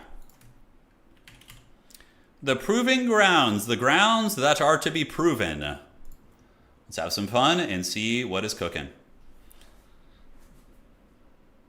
What is the channel point? Sport? I have no... Yeah, where is it? Frost. Yeah, Frost and I need to set that up. I don't know how to do that, so I'm pretty new to Twitch, but we'll get that all going soon. How's the hand treatment going? I just was on the phone today, so the medicine arrives next Tuesday. Yeah, so we'll see if it works.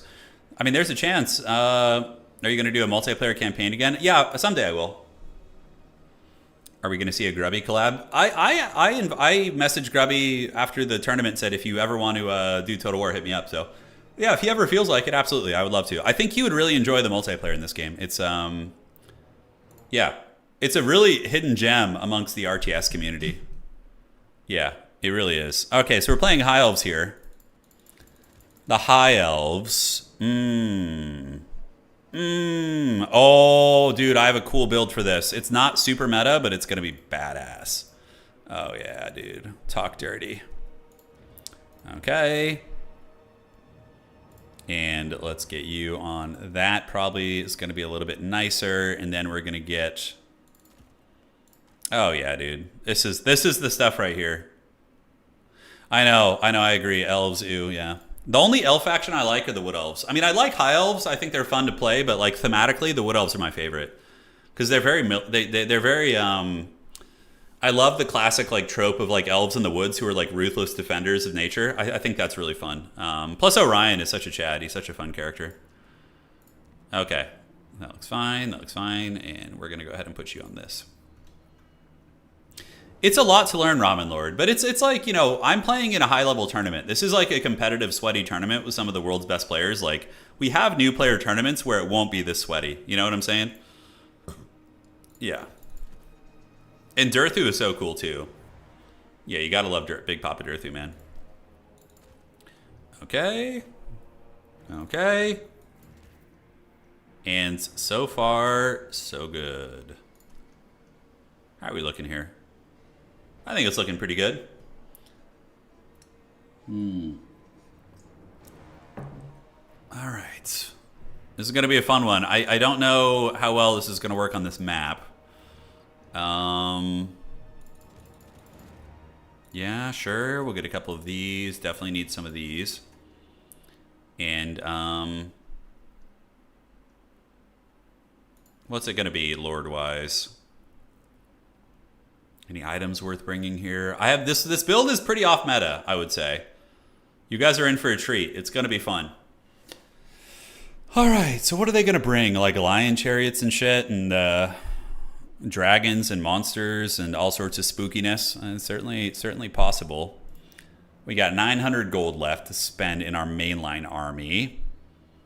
Let's cut you, and we can get these chads. Yeah, that looks like a pretty fun little starting army here. And then, can I get any of your items? I cannot. And for you, we could probably get that. Okay, good. So that's a good starting army right there. Lion chariots are not great, but they're okay against the Dowies are. Usually you see the actual lions themselves. Yeah, the Narnia lions is going to be the go-to. Yeah, you know, that's actually probably worth bringing if we can afford it. So let's cut this. Perfect. And now I think we're cooking. Oh, man, am I really? Oh, feels bad. Okay, well, maybe we do the fancier one then. Yeah, that's the shit right there. Yeah, boy. Yeah, let's get it. I think this is fine. I think that this is a-okay. Probably maybe cut this and you, and we're going to find a way to get one of those to be safe in that. Okay, perfect. I like this build a lot. I think it's good. Yeah, I think we're good. The finest. I think this army blocker is really good. Yeah, the Wookiee one, it's great. It captures his spirit. Yeah, it really captures him in all of his glory. Okay, I think we have a little bit of adminning to do. I'm being tagged, so let's make sure it's not important here. Ready. Wait, is this the right player?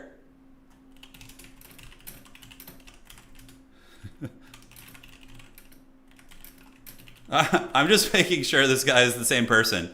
My opponent's name doesn't match his Discord name. Okay. That would have been really funny if some random guy named Hobo Honkers moved in. just some random dude. He just plays me in a, like, you know, it's not my actual opponent. Oh my god. Do we have an infiltrator? I don't know if we do. That would have been really funny, actually, if that was just some random guy. Oh, hey, man. All right, let's fire it up. So, this build's pretty badass. I'm not gonna lie. It has a lot of neat tools, And we are going to park you over here. So we have the Soul of Damnation, which is an artillery piece, and it's going to be guarded by a Fireglaive unit. And the rest of the army is going to be, standard. We have our unpaid interns here in the front line. Yep. We got a couple of HASHUT's warriors, the Dowizar with great weapons, and the Blazing Beards of Basharak. How cool is that? The ROR, they have blasting charges, so we're going to see how they do. I have Zoltan, and he's going to be on a Bale Taurus, and then we have a Sorcerer Prophet on a Lamassu. How rad is that? A Felcon Smurf? Oh my god. The dreaded Felcon. Felcon didn't really play Domination, to my knowledge. Yeah, so never got into it. I just hope that like future Total War titles will have one multiplayer game mode for everybody. I mean, obviously Domination is the official CA one. It's the official game mode, at least according to them. But still, there's a big divide of people who still play the older formats and land battle and stuff. I would like it if everybody just was in one game mode, even if it's like Conquest, like just like a single capture, whatever. Like just one game mode for everybody would be better for future titles. That's like a really big thing. All right, go have fun. GLHF. All right, let's do this. We're gonna move up, and we're gonna get you to start bombarding here. And we're going to move you guys up as well. So what is that? That's going to be a Heavens Caster with Thunderbolt. Oh, I'm going to be trying to snipe my artillery, which is very smart. Clever girl. I like it. All right. So we're going to keep you guys parked back here. You could see the Book of Hoeth is here. So we're going to kind of try and screen that character. The Soul of Damnation does make contact there. And we're going to kind of form the ranks like so. And first call out can just be a warrior to move up and hold this objective. So out of the gates, my opponent is going to get the objectives, right? It's normal. They're a faster faction. So yeah, I have to pay the price there.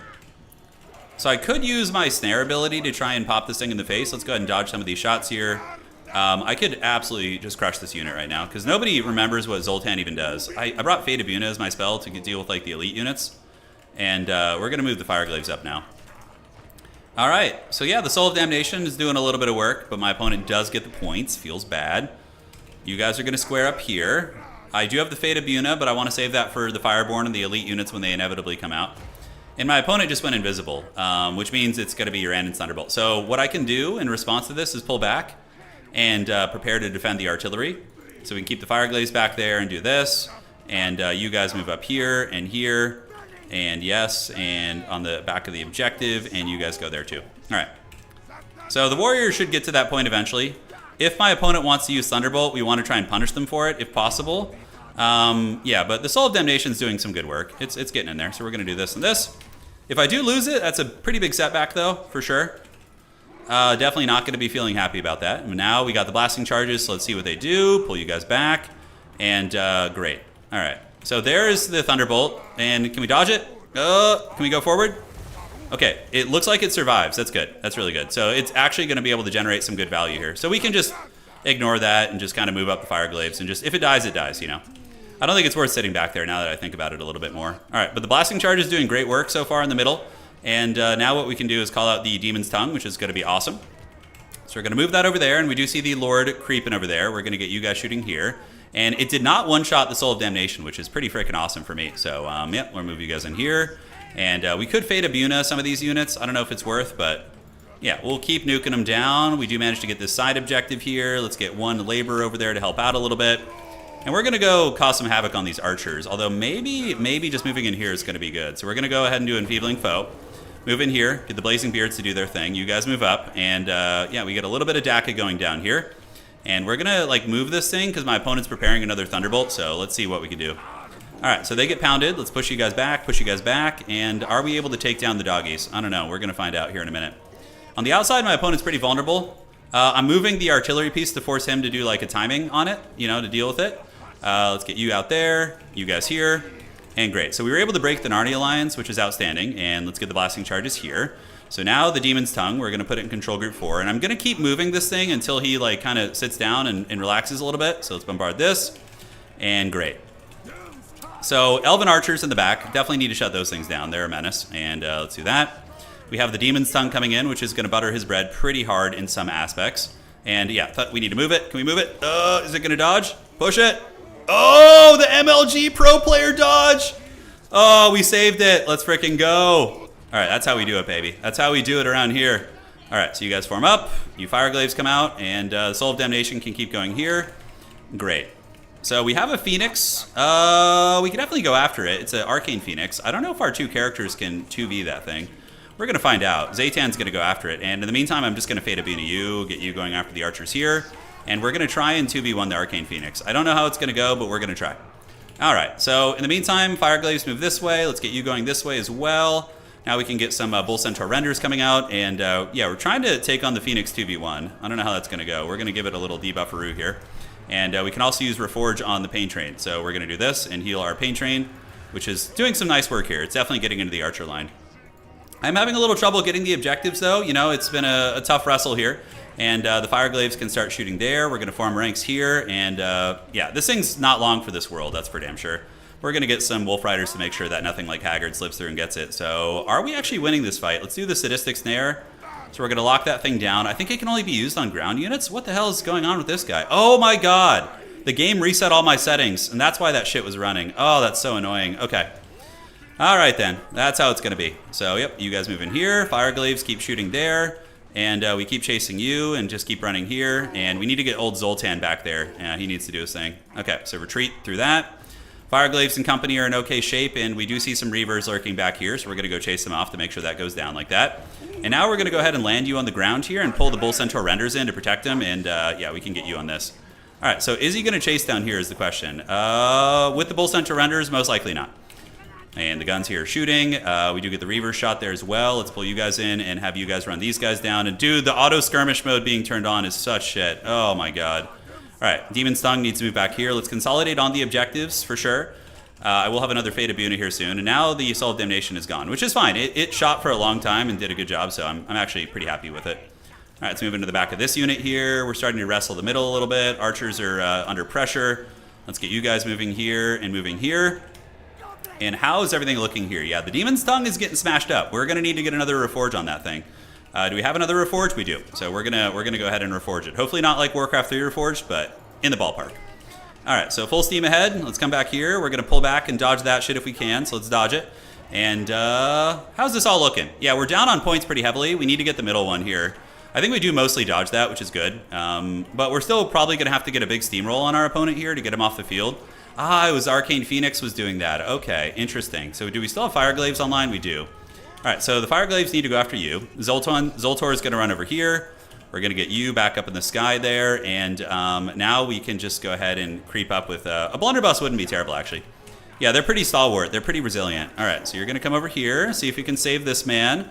We do manage to get the middle objective. And are they going to go for it? They are. All right, so can I snare them now that they're on the ground? Like, how does that work? Okay, so I do get the Sadistic Snare.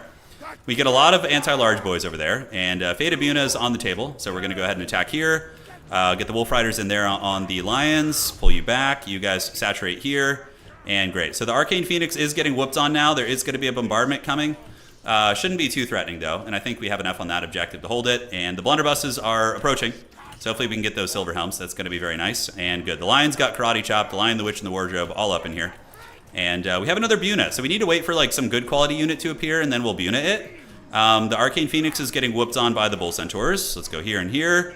And the blunderbusses are doing good. Let's get some sneaky gets to pressure my opponent's back here a little bit and see what we can get done. All right, so a couple spearmen are lurking. We can go probably bully the Arcane Phoenix. Let's get you guys to go fight those Rangers. You sneaky gets to try and sneak through. Zoltor's going to move in there and do his thing. And Fate of Buna. Reavers, Silver Helms. Oh, he actually forgot about these units back here, and the blunderbuss has got him, which is great.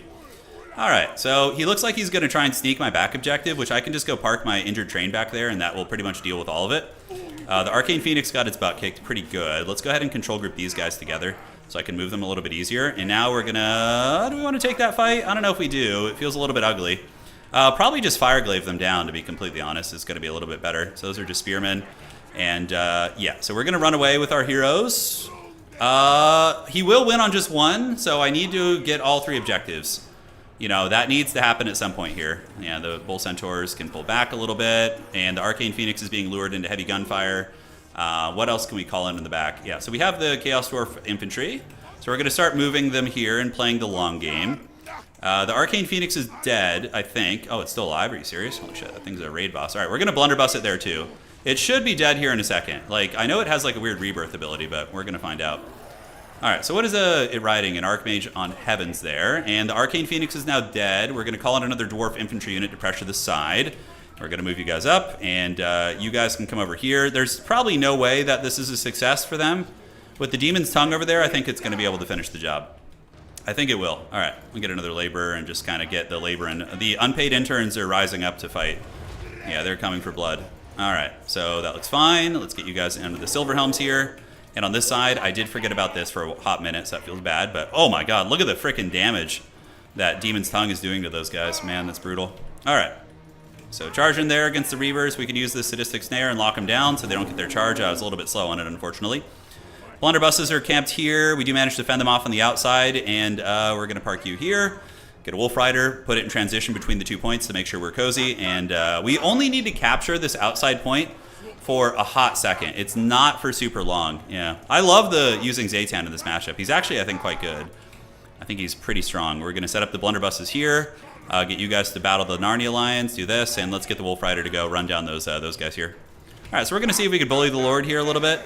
Spearmen do get broken, and yeah, you guys are cruising over here. The Archmage of Heavens getting hunted.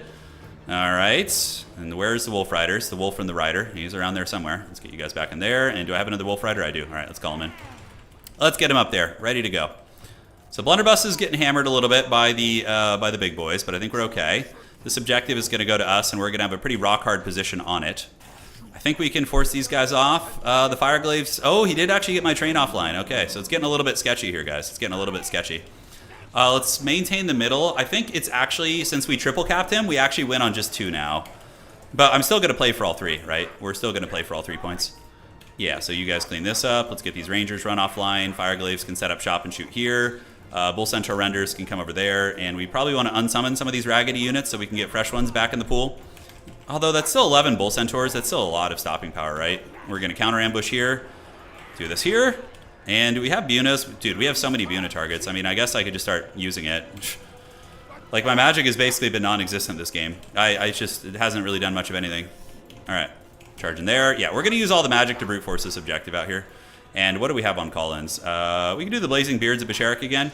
I have a long time to get this, like a hell of a long time. All right, so Zoltor is going to move in, and we're going to use the Fate of Boring on those guys to finish them off. Yeah, that'll do a lot of damage. And you guys chill, Blunderbusses chill out. There's no way he gets the outside objective. There's 2, fairly elite infantry units guarding it.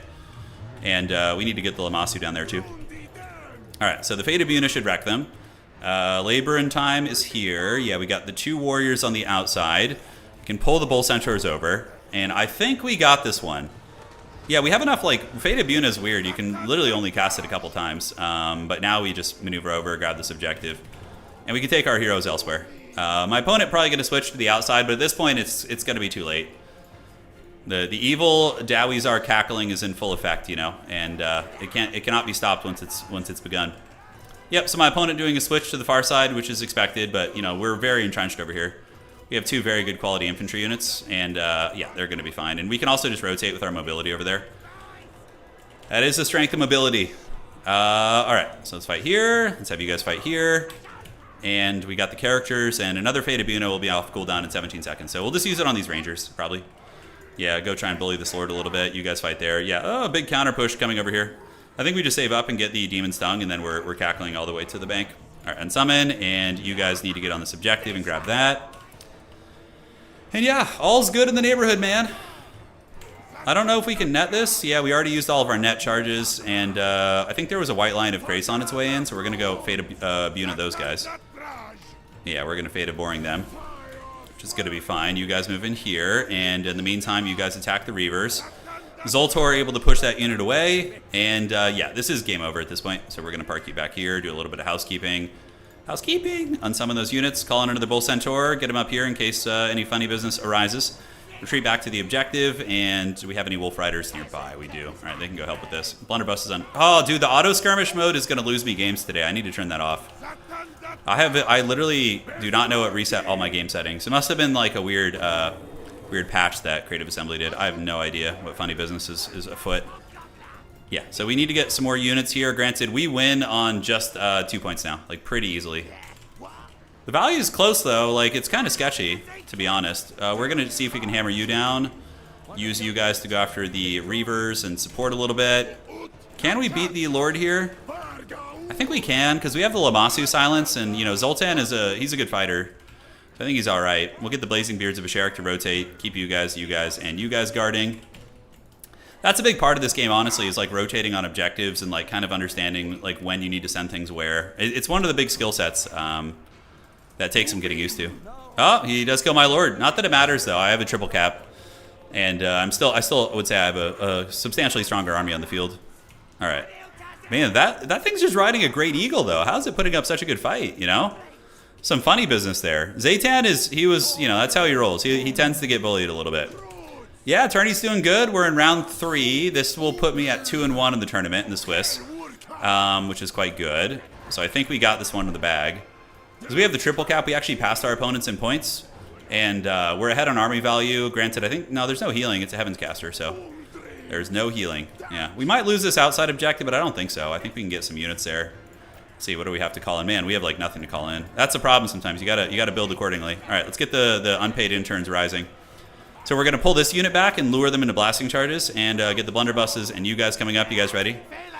Normally I don't give cinematic shots during tournament games, but we'll give it to you guys right now. So these Dowies they're throwing unholy hand grenades. Oh yeah, just nuking these guys. And it does a lot of damage too, see? Fair amount of damage right there. So we're just going to consolidate. We're going to let them have that outside objective because it doesn't really matter too much anymore. And we're just going to hopefully be able to bully them in the middle. Retreat, you guys come under here. Blunderbuss is there, and yeah, we have some Wolf Riders who can, consolidate on the point. Yep, call you guys in, move you up this way. If he goes after that unit, doesn't really do much. It's actually physically impossible for him to win at this point. Simply because, he doesn't have enough time to get the objectives. Yeah, GG, well played. Still got it, baby. All right. Well played. Honestly, very good game. I liked his build. I thought the Heaven's Magic to snipe the artillery was very, very good. That was clutch, because normally artillery is like the antithesis of the High Elves. It's like really good against them, and the Chaos Dwarves have single entity artillery, which is extremely weak against the Heaven's Magic, so that was very good. The map was definitely not great for us, but we still made it work. The Demon's Tongue got 2200 value too, so no complaints. And that's going to be 2-1 for us. So if we win the next game, we actually have a decent chance of making top 4. Yeah, thank you. I'm going to turn off auto skirmish. The game literally reset all of my settings, which I don't know why it did that, but we don't ask questions around here. So that's going to be Chaos Dwarves. The Dowies are versus the High Elves, and that's going to be a victory for us there.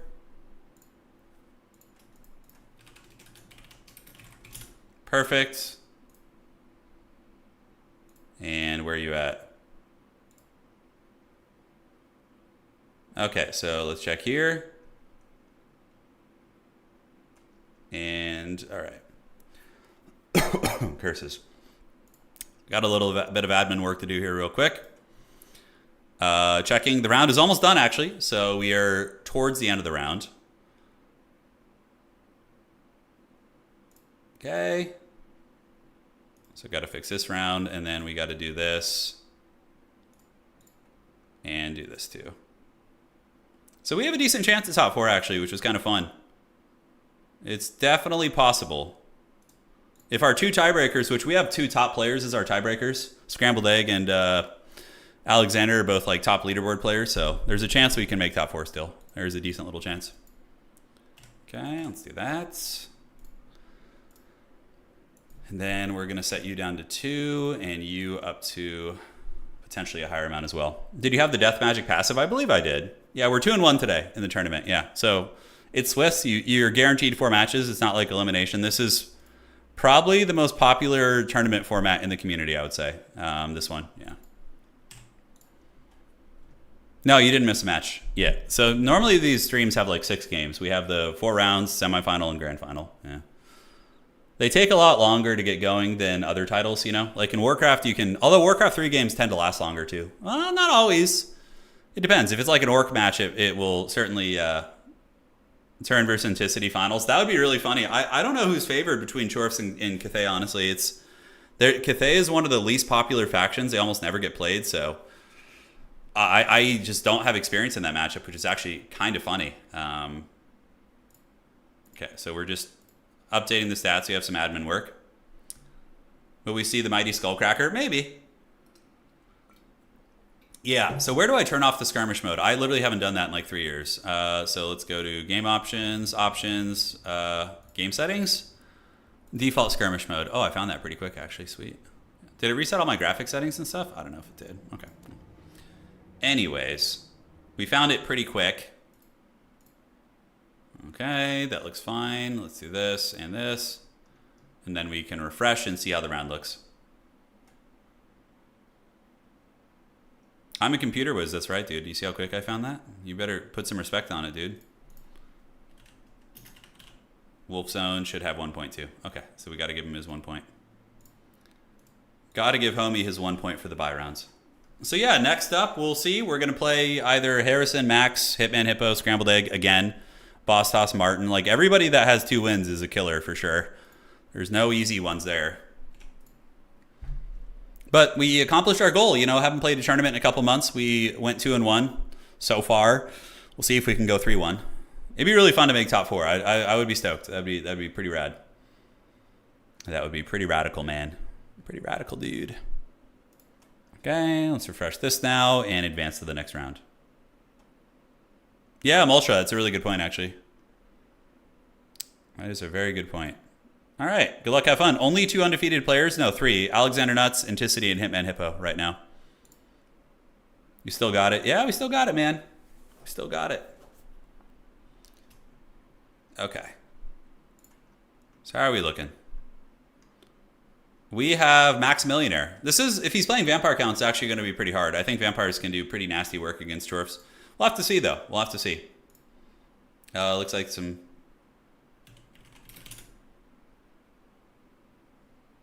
Yeah, fixed it. Should be good.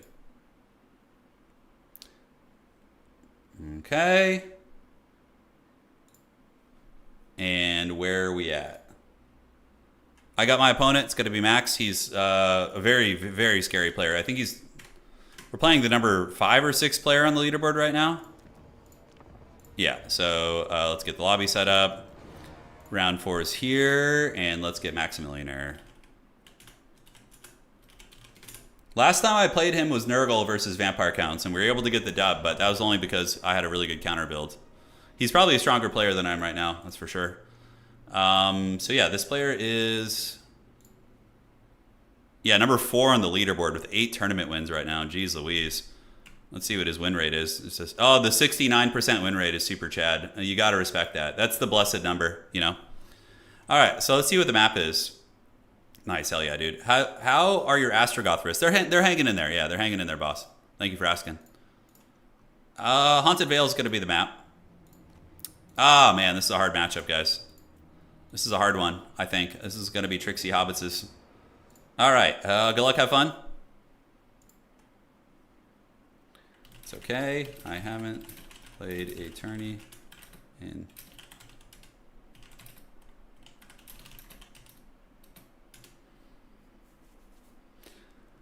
Okay. Are we good in this matchup? Do we win this? I don't know. I feel like it should be good for us, right? Yeah, let's find out. Okay, so we're going to start in the army. Obviously, there's some core things that I probably want to have that are going to be kind of important here. The Haunted Vale is here. And what is it going to be?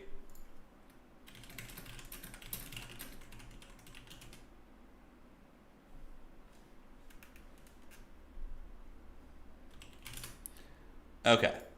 My opponent and I chatting a little bit, having some fun there. And where do we go from here? Astrogoth isn't bad. I mean, Flamestorm definitely does some work. I personally really like the Sorcerer Prophets. I always feel like they're very good. All right, so let's do this. So we're going to get you. And get the Chalice of Blood and Darkness, my lord. You guys love Wookiee. Look at him. He's looking right into your souls. Yeah, he was a great little doggy, man. It's a shame, you know, animals just, your pets living such a short amount of time. Unless you get like one of those tortoises that live to be like hundreds of years old. How old do those turtles live? Isn't there like a Galapagos tortoise or something that like literally were here during like crazy historical events? Oichi and Charik's Tourney wins are insane. They are. Several hundred years. That's insane. Like, what's the biology that allows that to happen? You know, that's the most interesting element for me, you know, is that. Okay. Let's get you guys here. And I think probably a couple of those is going to be fine. Do we need all those? Extremely slow metabolism. Okay, got it.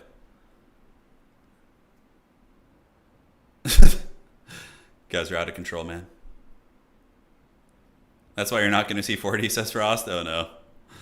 I believe in you, Frost. You're going to make it, man. All right. So I think we just get 4 of those and then 2 of these, and that's going to be fine. This is like a super Unga build. I don't know if it's actually any good. Your speedrunning life? Yeah. No, don't say that. You're going to be good, brother. Okay. So from here, what do we want to mix one of these in? I mean, I feel like they're just going to get intercepted super easily. Like, I love the idea of a Fireglaive in this matchup, but I do feel like they just get hunted down. All right.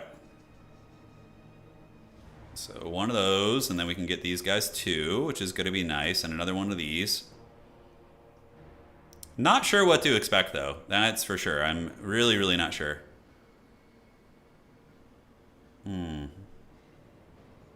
Melee defense pretty high on those. These guys are pretty sick. Could try them out. Probably need a couple chaff units at least. Got a little excited there. I almost didn't bring any chaff. I was like, ooh. Okay. Yeah, the good vampire count players are just too effective at shutting down guns, I think. I think it's kind of tricksy hobbitses. All right, let's fire it up and have some fun. And my opponent's ready, so let's get it going. GLHF. We're all going to make it, that's right. One way or the other. Okay, guys. Playing the number 4, technically the number 5 ranked, if we're including the winner of last season, player in the world right now. We're going to see if we could beat him. Not going to be easy, but even if we lose, hey, 2-2 today against top tier players, not bad at all. And we're going to be casting the semifinal and the grand final. For anybody joining, we will of course cast those and go from there. All right. So surprise Wookiee is gone. Oh, but he goes flying necromancer with zombie spam. Yeah, that's why I didn't bring any gun units. I'm just like, whatever. You know, just do your thing. Astrogoth Zulahu. We didn't bring Astrogoth. We brought a Sorcerer Prophet. They're just such raid bosses. They're such raid bosses. Like on the Bale Taurus. Oh, dude. I use one in tabletop as well. Do I have any pictures of that actually? I guess we'll post a video soon. So, ladies and gentlemen, here's the army. It's going to be freaking awesome is what it's going to be. But we have a couple Dawizar warriors backed up by the Kadai because they're freaking amazing against undead units. We have a mass core of mobility, so 2 and 3, and then we have a Sorcerer Prophet as well. So very, very like Unga army here, you know? Very simplistic, but it gets the job done. And in reserves, we got a bunch of cool stuff. It's very fun. Good luck, have fun to my opponent. Oh shit, he has 20 units. Okay, I should have waited. Our Hobgoblins. Yeah, I almost brought them Dreaded Saurian. But my build, I needed a little bit of money. I like to go Final Transmutation to kill like the White Kings, like clean out the infantry blobs and stuff. Magic is metal or fire is really good, but this gives you utility against SEs as well. Yeah. Yeah, exactly. No, the Kadai are good against most things. Homie's doing some geometry over there. I feel bad. I didn't account for my build being so Unga and his being so good, but or not good, but big. See if we can punch these guys down, guys. Yeah, Spirit Leech Spam could be a thing. Gaze of Nagash. You know, all that goodness. So we're going to move up and get this, and then we're going to move the army up here.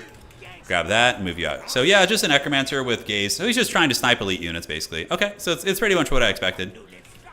Yeah, pretty much what we expected. So we're just going to park here. He's going to juke some of the ammunition because he's a good player. And, oh, look at this sneaky little Crypt Ghouls, you sneaky git. We're going to put some fire arrows down on you there, and we actually get some damage on his Lord, too, which is freaking awesome. So we're going to go do a little bit of that. And in the meantime, we can probably just hold these 2 objectives here, I think, is going to be the idea. Is he really going to... Oh, he's going to zombie summon. Okay, that's fine. I was like, is Homie about to Gaze of Nagash me there? That would be pretty hog wild. All right, so callouts... Yeah, for now, I think we're just chilling. We just kind of scatter to the winds a little bit and get you guys moving up on the point to hold that. And yeah, the big Sorcerer Prophet man, he can go and start shooting the Corpse Cart with his little pistol, and we can put a little bit of hurting fire down into that as well.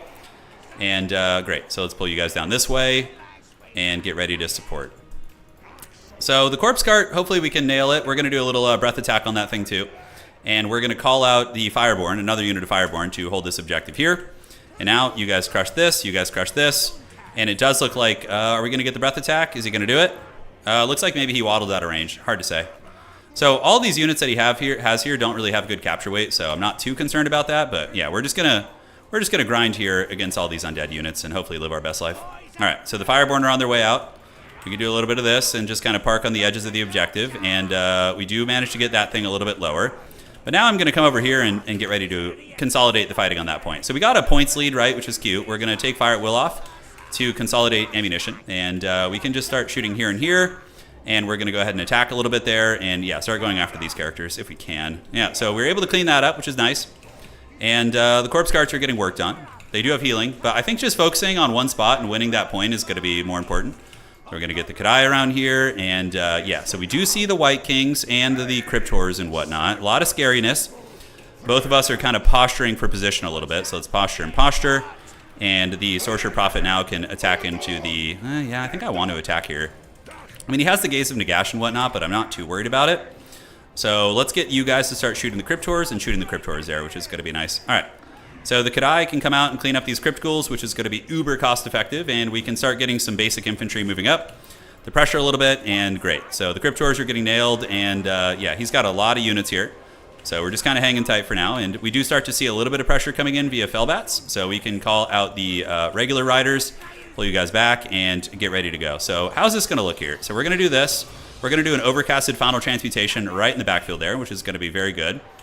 So shoot here and shoot here. And we're going to see what's happening, and hopefully we can hold on to 1 point. But yeah, we do get a huge Final Transmutation there, which is pretty nasty.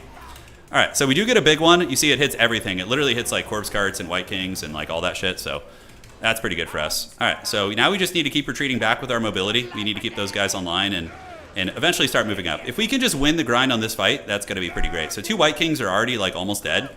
Vampires typically win this by, you know, playing the objective game, right? So, yeah, we can send a Dowies, our warrior, out here, too. I don't know if that's a good idea, but we're going to test the waters. We're going to see how this goes. And the Wolf Riders are pulling back, so let's rotate over here. We have these Kadai that are not engaged for some godforsaken reason. And how are we looking here? Yeah, they're getting smashed up a little bit. I need to be more focused on the single entity play. So we're going to go rotate over and see if I can capture that outside objective. And that one Wolf Rider does get broken, unfortunately, and you need to go there like ASAP, buddy. Okay, so let's get back up in the sky and see if we can like charge into the White Kings. I really need to kill those guys. And the Fireborn are doing great damage. I think we just saved for another Final Transmutation. That's going to be the play. So let's come here and here, rotate, and we're going to put Fire at Will on these guys now and see if we can ninja this outside objective. That's going to be the play. All right, so did we kill one of the White Kings? We almost have the Corpse Cart down, which is really nice. And as far as all this goes in the backfield, these are just zombie summons. Sorcerer Prophet's doing good. Corpse Cart is almost dead. He uses an Invo to try and save it, but now we can just switch on to the White Kings. All right, let's do this and this. A little Fellbat haggardness there, having some fun. We're getting his jollies off, so we're going to go ahead and attack and park here and here. All right. So did we get that down? Yeah, one White King is almost cooked. I mean, the Kadai Blob is doing good work, but we're also getting hammered here a little bit, which I don't like. So yeah, all of you guys need to turn, get on top of these guys, and then pull back and back. All right, so he does have some doggies coming. You guys can fight the Crypt Ghouls, totally fine. We're going to have to just, like, obliterate his army and then get him on the objectives. That's, like, our only chance here, I think. Okay, so Fellbat unit does get hammered. We're going to go ahead and switch on to you guys. Kadai are actually taking more damage than I expected. What kind of work are we getting done here? Yeah, we're doing okay. The Gaze of Nagash is cute, but I don't know how good it's going to be because it triggers a healing effect, so maybe it's still good. I don't know. No, let's get a breath attack first. So we're going to go ahead and get a breath attack on you. We do start to wrestle some of the objectives over here. We're having some very cost-effective trades, as a matter of fact. And on the backside, what do we want to call in? We can call in probably some something elite-ish. Yeah, so we get the breath attack. The White Kings are here. I think we're going to win this objective. We need to definitely make sure we do. So let's call in some Bull Centaur renders and get them out there and do our thing. All right, so we do get the healing. One White King is almost dead. Out here, we need to start parking on that objective if we can. Move you guys up, and these Wolf Riders, I think we have some basic Wolf Riders over there as well. Yeah, we do. Okay, let's get around the back. Park on the side of the objective, and how's this looking? Gotta pay attention over here. Okay, so I think we just drop another one of these and just keep focusing you down. We're gonna get the Wolf Riders to charge in there. Bull Centaurs are coming across. And yeah, let's get the Warriors back in there, and perfect. So now we're gonna start capturing this objective. So we're gonna park you guys right here. You guys right here on the point, and if we can get that objective, it's going to stop the bleeding for a minute, which is going to be nice. But we do get a final transmutation and pound like all of his characters, so that's really good. And I wonder if he's going to keep trying to snipe me, because a lot of his value is tied up in sniping, right? So that's quite good. So those guys do get folded up. These are just regular Wolf Riders, so I think we can actually just kill his Fellbats. All right, so we're going to get 2 points pretty early on, actually. It looks like we're going to get this. The Bull Centaurs need to get in and start hammering these Cryptors down, and we need to kill this other White King. That's pretty important. The Kadai are just absolute chads. They're just so beast mode, man. All right, so we got Wolf Riders coming in. These are just regular zombies. We can, yeah, just ignore them for now, I think. Okay, so the White Kings are almost down for the count. The Necromancer is going to move in and do a little shenanigan here.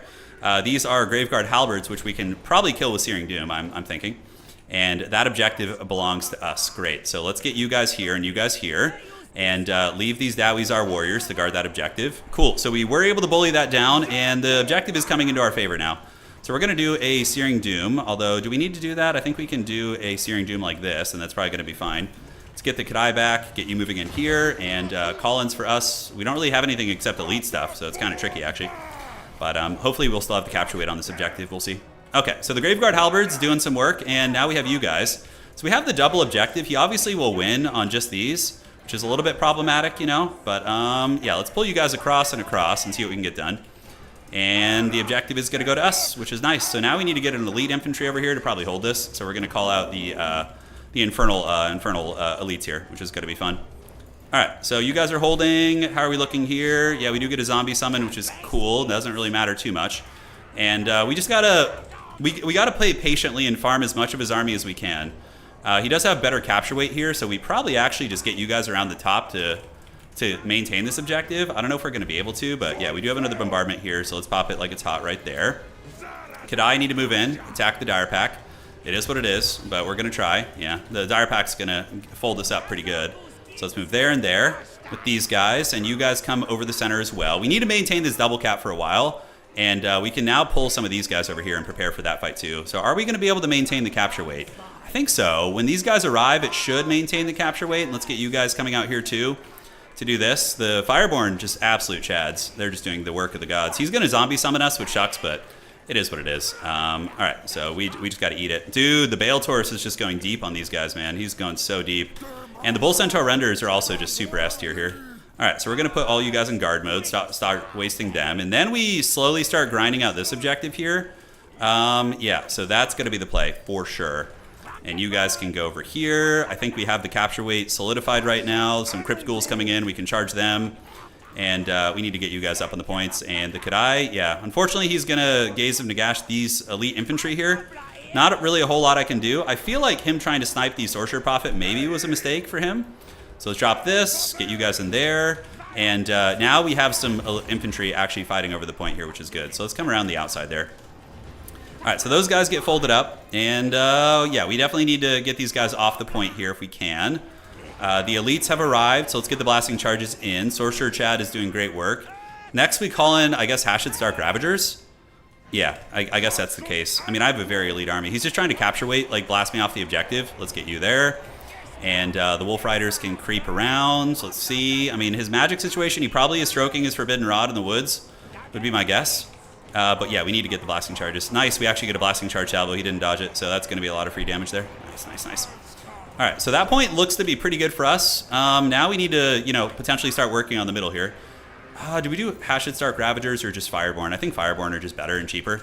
So we're going to do that. But I have a lot of time left, right? Like, just fighting and holding this objective is of the utmost importance. So we're going to get you guys here, get you guys into the back, although probably just unsummoning you is going to be a better call.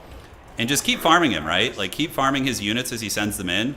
And just feast like the heathen kings of old, basically, you know? All right, let's shoot here and shoot here. And the Kadai Fireborn are now going to start rotating. I think I still have this one on lock. Let's move you guys onto the objective to make sure. And our elite infantry, the Ironsworn, are going to be basically impossible for him to remove. Yeah, we need housekeeping. I'm not going to abandon the outside objective because that's going to give him an opportunity to ninja that shit, which I do not want. I do not want that. For a second. All right, let's attack the Crypt Ghouls. Yeah, a lot of undead crumbling here. He's going to have to hold his middle objective, although does he win on one? He does. Yeah, he does. So that's a little bit sketchy. So we're going to get you guys around the outside, and what is he going to call in next? Probably just Crypt Ghoul spam to try and wrestle the capture weight from me would be my guess. Yeah, that would be 100% my guess. Which is, you know, very viable and very, very shady McGrady here. So we're going to go ahead and get you guys around the outside. We need to get on these Crypt Ghouls. The Ironsworn are still working on it. And do I want to call in? Yeah, he's going to get the double cap. He might still be able to pull this out. Like, very, very possible. Although there is a high chance that I triple cap him at the end, you know. The big boys there are doing good. I think we need desperation capture weight. So I'm just going to call in some Wolf Riders to park on the outside of the objective. And you guys just keep killing these. All right, so this point is going to us now. That's pretty big. He's going to start crumbling down there, and he's quickly going to be losing agency on the battlefield, you know? That's for sure. Let's get you around the outside. You guys can charge in, consolidate here, make sure to do your thing. We're going to go ahead and do another bombardment right there, and you guys can park on this objective, and we can go ahead and get just a Wolf Rider Archer over here to cackle a little bit. It's going to be fine. All right, so we stabilized, which is good. Let's get in here and battle the Crypt Ghouls. The Fireborn Chads are doing it. And we are winning on this objective too. I think that's going to be GG. Holy shit. Holy shit, we still got it. Maybe. Do we still have it? I don't know. It's too early to say that, but we'll find out.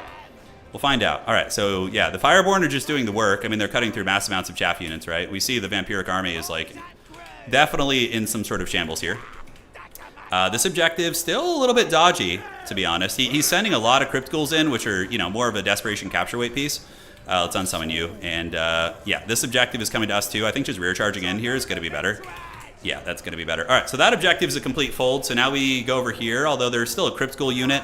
I think we're okay. We can go grab the middle now. Yeah, he's trying like a desperate attempt on this outside here, which is smart. So we're going to get a Fireborn up there, and they're going to hopefully get there in time to stabilize that. So we got the middle. If we can triple cap him for a minute, then that means we're just going to be able to win on two. But this was his whole gambit. He saved up like a ton of resources for like an outside cap. And here, ooh, you might have goofed here. You might have goofed here, son. Let's find out. So we're going to breath attack him and then dive in. Okay, nice. That's a good connect right there. And awesome. Awesome. So he still has these little gremlins on the point here. Yeah, he's trying to lure me off the objective, which is a clever girl tactic. But are we going to kill his lord? We do get some nice damage right there, and we need to call in the Wolf Riders too. So Wolf Riders have 4 capture weight, 1 less than infantry units, but still pretty good. And these guys are folded, and now he's going to try over here again. Yeah, so it's just desperation ping pong basically. Yeah, we can come over here and do this, and we can get the Fireborn over here to rotate there to match his plays. At this point, I probably just went on 2 objectives. You know, so we're cackling pretty hard, and we're just going to park you there. All right, so yeah, the Infernal Ironsworn, he literally has nothing that can kill them. I think we probably keep you here. Yeah, with the Wolf Riders and company, we should be fine, so we're going to do that. You have to be very cautious with positioning in these type of situations. Make sure you don't lose the objectives. We do have the Crypt Ghouls getting punished here, but I can just park another Wolf Rider over here to hold and provide capture weight. These are just zombies, so I can charge them, actually. And I think we got it. All right. Let's freaking get it, baby. Yeah. Oh, yeah. All right. So we're chilling there. Now we can rotate. He's not even playing the middle, so it's fine. We're going to keep the infantry there. And that objective is going to be secured, so we need to flee the scene now. We are going to pass him on points here very soon. Wolf Riders, like, we're killing shit here. He's not killing anything. He's just throwing trash units at me to try and steal the objective. So the value trading is going to be uber in my favor. Even though it says it's in his favor, that's definitely not true. But the demonic crumbling, yeah, not at all. All right, so we hold this. Fireborn are rotating over, which is going to be fine. Although, is he going to try some shady business? I don't think so. There's only so much you could do, you know. Fireborn Giga Chads are just chewing through everything. And we have a little bit of dough. It's getting a little dodgy over here. But yeah, he's trying for a sneaky over here, which I respect.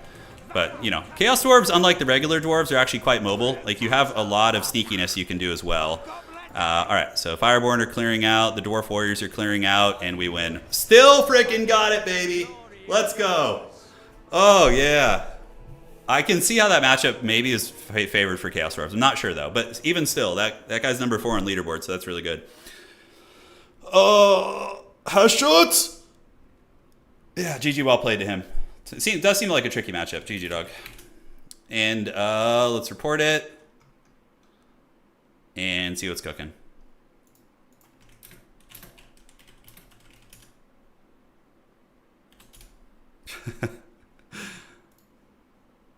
Yeah, fun stuff, man. All right. You can hear the mental desk mat. Yeah, no, I'm taking it. I'm being gentle with the desk here today. Yeah, the Fireborn are the best unit against vampire counts. They're really good. Yeah, they literally are good against most of the roster. The only thing they maybe don't trade cost effectively into is like skeleton spearmen. But he also didn't use blood knights or any sort of like anti-large units. Yeah, I would have been curious to see how blood knights would do. All right, so that's here. So that's going to be Chaos Dwarves versus vampire counts. Okay. Yep, scores reported correctly.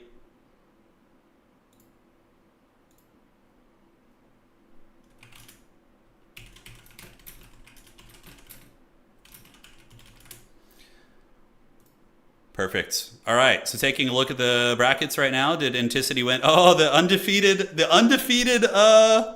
Grand Cathay. Holy shit. I bet you Anticity has cooked up like some degenerate shit with Bretonia. I bet you he has. All right, so we got 5,000 value on the Sorcerer Prophet. Oh my god. Lost you. The game was the double final transmute that wrecked so much value. 2 whites, units, cart. Yeah, the final transmutation won me that game. 4,700 value, guys. Holy shit. The Fireborn 1,200, 2,000, but they got summoned twice, so it's not like anything super impressive. Yeah, literally almost 5,000 value on that thing. That is freaking nuts. And what else did we get? So we got 2,000 value. Bull Centaurs did okay too. Yeah, like his White Kings just got trash canned. That was pretty big. Yeah.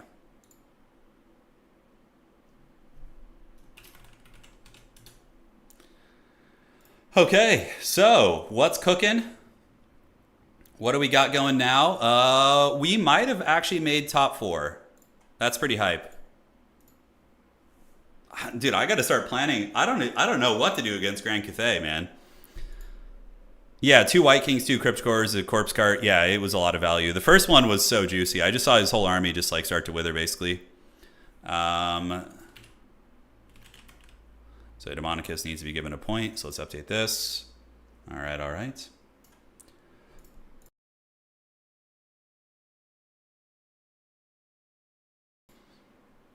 All right, we're back. The Kraken King coming in with the new disgusting single. Yeah, I bet you Anticity's using like mass birds. It's probably like mass phoenix, like a moon birds or some weird shit like that, you know? It's got to be something weird. All right, let's set this up here. I would wide with Gabos against Cathay. I mean, a lot of playing against Cathay, it depends on the map. The map is like a huge deciding variable against Cathay. Because like on some maps, they're just awful, and some maps are really like good. Like they could be A tier on some maps and then just like D tier on some. It's very strange. Ladies and gentlemen, we have made top 4, I think. Yeah, there's only one game to be reported, and we are the number 3 player right now. So that is hype. Check it out. Still got it, baby. Yeah, look. So we have Anticity, Hitman Hippo, myself, and Alexander Nuts. Cool. So the top 4 looks pretty solidified right now. That's good in no way. Mass Airborne and Horse Cav. Yeah, I'm not surprised to hear that, honestly. That sounds like his style. All right, so cool. So we just need to finish this last game. Hitman Hippo versus Martin. Oh, but if Martin wins, he might actually jump up to top 4 and push Alexander Nuts out. So if Martin is able to beat Hitman Hippo, it's going to push Alexander Nuts out, most likely. And then the top 4 would be set there. Yeah. We might do a tiebreaker game. If they have the exact same opponent score, we might do a tiebreaker game. We're going to have to see. Stop the count. Oh, my God. Yeah. Yeah, we might have a tiebreaker. We'll see. We'll see if we need it. But that would mean an extra game. What do you do against a mass airborne build? Oh, with Chaos Dwarves? I'm not sure, honestly. Yeah.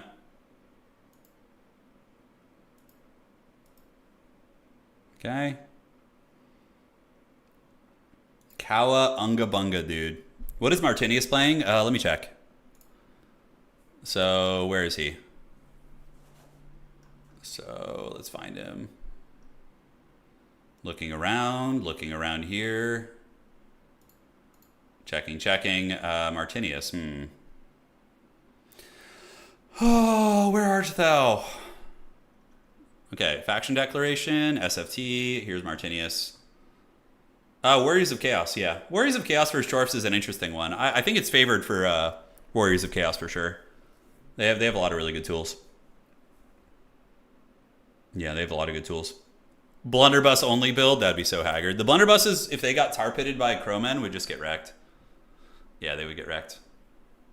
Fireglaves are not good against like light units. If they get attacked by like hounds and fellbats, they tend to get tar pitted and just kind of pay the troll toll a little bit, which isn't great. Yeah, it's kind of Wild West in it, man. Okay, so refreshing to see if we're done. Are we ready for the next round? Mass bow goblins. That's the true build right there. Okay, so it looks like that is finished.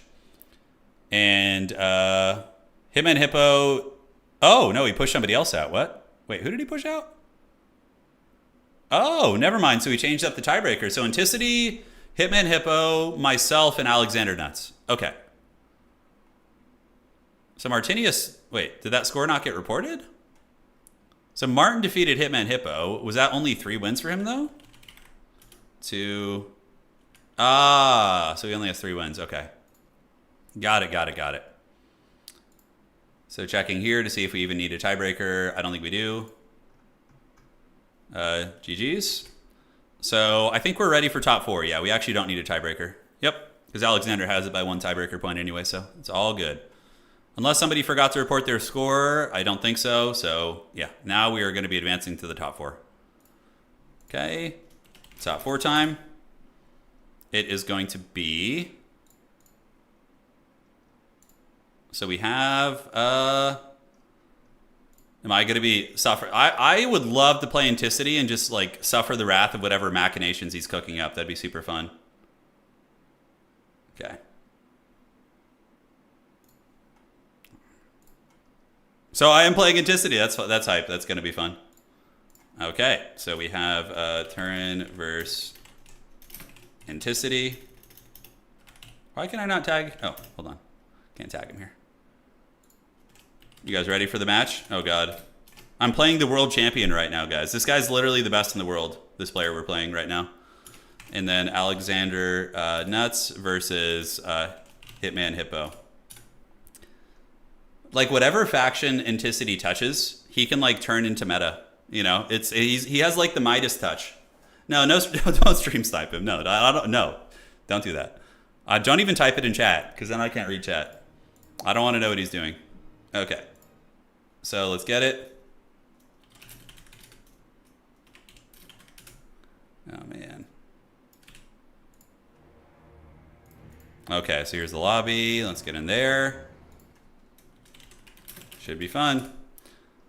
And we're on Borderlow Landing for the map. So he's playing Grand Cathay, right? Yeah. Oh, why am I... Oh, that's Anticity's old lobby. Oh, they were just like using Anticity's old lobby. That's hilarious. Okay. Let's get it, man. Here we go. And let's get old Wookiee up here and get the Chaos Dwarfs. All right, so against Grand Cathay. What the hell do we do against Cathay? Trying to figure it out. Yeah. And it's just that he turns everything into a kite faction. Yeah, he does for sure. He does indeed. All right, so that's fun.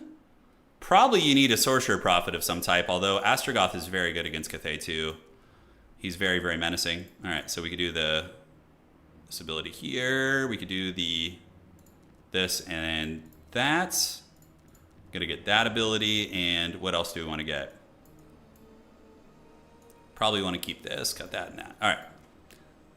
Yeah, you probably need to have a wide-ish army. I think Cathay has always kind of struggled at holding their objectives and stuff, so that's kind of the idea. I more or less know how Anticity likes to play, but like he's so unpredictable. He gets real wild with his builds, man. You know, he gets real hog wild with his builds. Okay. So that looks fine for me. Yeah, he's Canadian, yes. He is a powerful Canadian. We Zulahuing today. It could be a little Zulahu. I'm not sure. You know, everybody needs a little Zulahu in their life. Gonna go full cav rush with the Crane Gunner. That's pretty funny. Yeah. Hey, nothing wrong with that. It's a cool build, man. It's very cool. Okay. So I think we have we're gonna do the Chaos Dwarf Rebels because they look very cool. Let's get two of you guys, and I think we want a couple of these, and then these. Yeah, that looks solid to me. Zulahu is what Astrogoth says. So when you click on him, it's like one of his voice lines. He's like, Astrogoth Zulahu. It's like it's some word in the Chaos Dwarf language. We don't know what it means, obviously. It's some sort of forbidden sauce. Mass Peasant Horseman. That would be pretty funny. Yeah, it'd be an interesting look to see what he could do with that.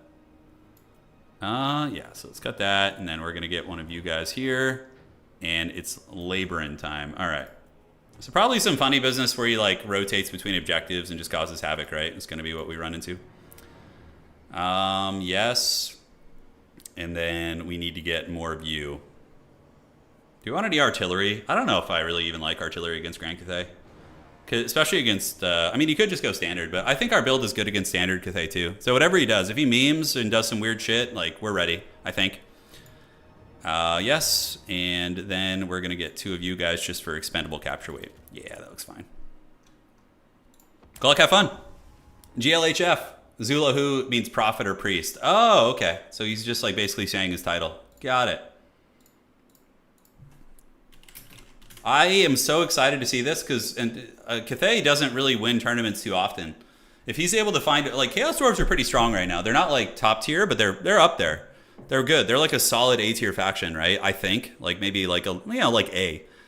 Cathay is like not popular, but yeah, very excited to see what he does. Yeah, could be fun. So here is our build. It's pretty wide, which is meta against Cathay, obviously. They love it. You know, Cathay players love this. They love this one trick.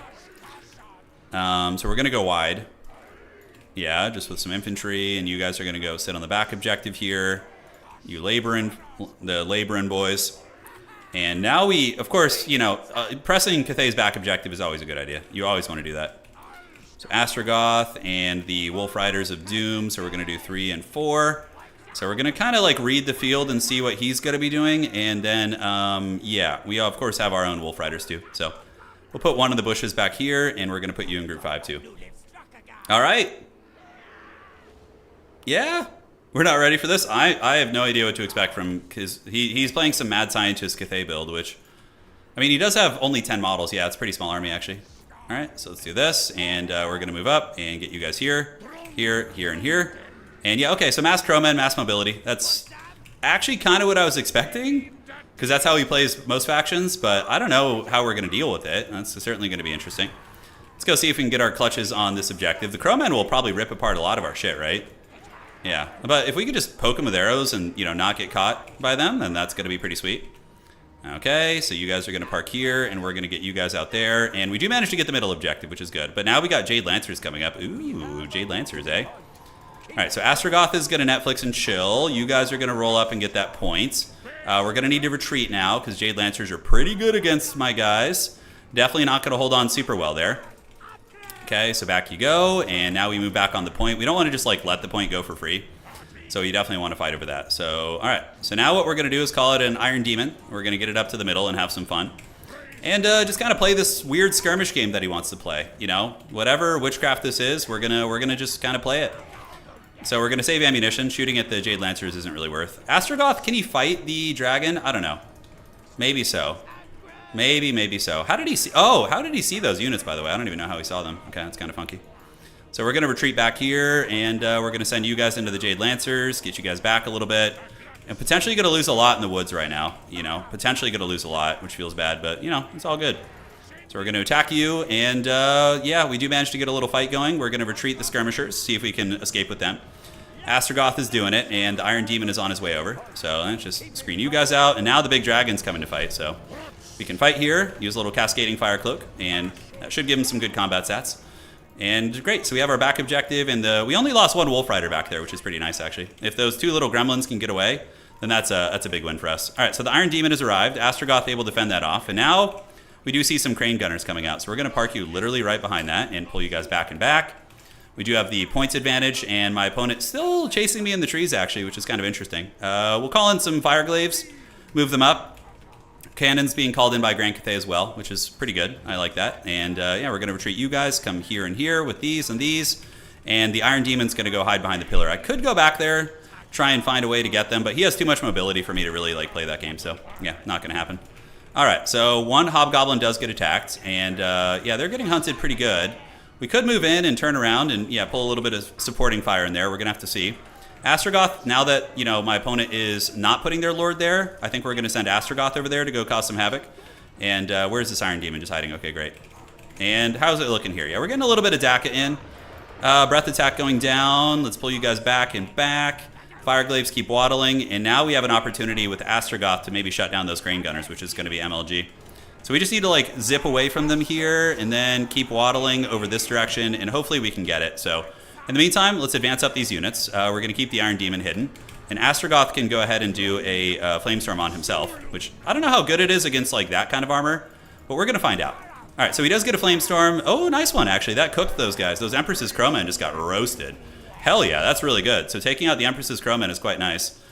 Pushing up here is a bit of a bold strategy, Cotton. We're going to see how it works out. So we're going to make sure you guys are all firing at will. We're going to turn about face here with you guys and prepare to fight. So Astrogoth has gotten on top of the Crane Gunners.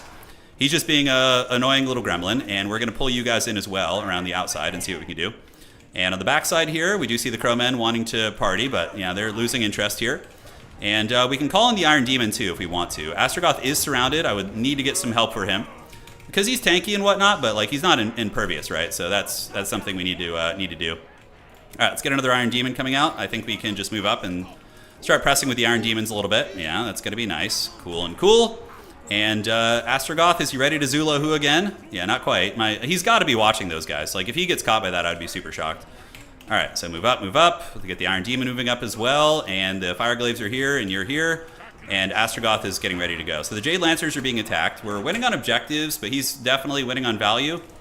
So let's run out this way, get you moving back towards that cannon there. And Astrogoth is going to have another Flamestorm here in a second. So hopefully he'll be able to do a little something, something. All right, so Fire Glaives are coming. Iron Demons are on the way. And let's get the Iron Demons in melee. I think we need to get them up in melee. Yeah, it's going to be nice. All right, so we can do this and do a little bit of that. Perfect. You guys going that way. And just keep pressing. Yeah, we could even go potentially threaten the back objective. Like, it's very much on the table. Now let's get these Fire Glaives to shoot those Jade Lancers. Let's get the Iron Demons to start rolling into these. We do get a big Flamestorm there, and we're going to use the Cascading Fire Cloak, but Astrogoth's in trouble. If he actually dies here, I could lose this game. 100% could cost me the game. All right, let's get a elite unit up there.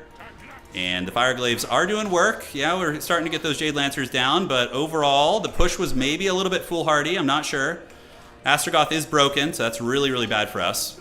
And yeah, we probably should have just defended, right? Like, I feel like maybe we got a little bit too crunk nasty here, but Cathay still has to get our objectives. We do see some pressure on the back, some peasant horsemen looking to creep around and get the objective. So maybe we roll here and here with the Iron Demons as well, and we try and steal the objectives. Like, that's the play. I don't really know. All right, so you guys, one of you guys can screen back here. Let's do this and this. We do have, like I said, the elite infantry. Maybe Astrogoth is going to be able to be resummoned. I don't really know.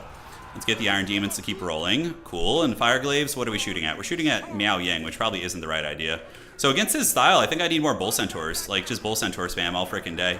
Like, I don't have a lot to deal with the Jade Lancers, which is kind of a weird thing to say because they're relatively off meta, right? You don't see them too often, but yeah, that is kind of the situation we're running into right now. We don't have a lot to deal with them. All right, so let's call you guys in, get the Wolf Riders moving up. Here we go, and yes, so you guys can be 1 and you guys can be 2 now because those are our new control groups. The Iron Demons are doing all right. They're definitely punching, doing some deeps. You guys can maybe sneak around and get on top of the Crane Gunners here, and we can get one of you guys to come over and help. So perfect. Back and back. Iron Demons are getting punched in the face. I think we just lose. Yeah, Astro Chad, with Astrogoth losing your Lord, it's really, really bad. That's like a pretty big disaster, honestly. Okay, so you guys come in here. Let's get on the Jade Lancers and get on the Crowmen and whatnot and see if you guys can get back. I think we're cooked, though. I think we're cooked. Yeah. It's a very interesting style. It's like very different. Like, you know, normally you see like the Jade Warriors and like all that kind of very meta stuff, but this is very different. Okay, do we want to do any pushing here? Maybe get some of you guys around the outside. Yeah, these are mostly Jade Lancers and whatnot, right? Mostly. We do manage to get one of the Crane Gunners, which is a nice little grab.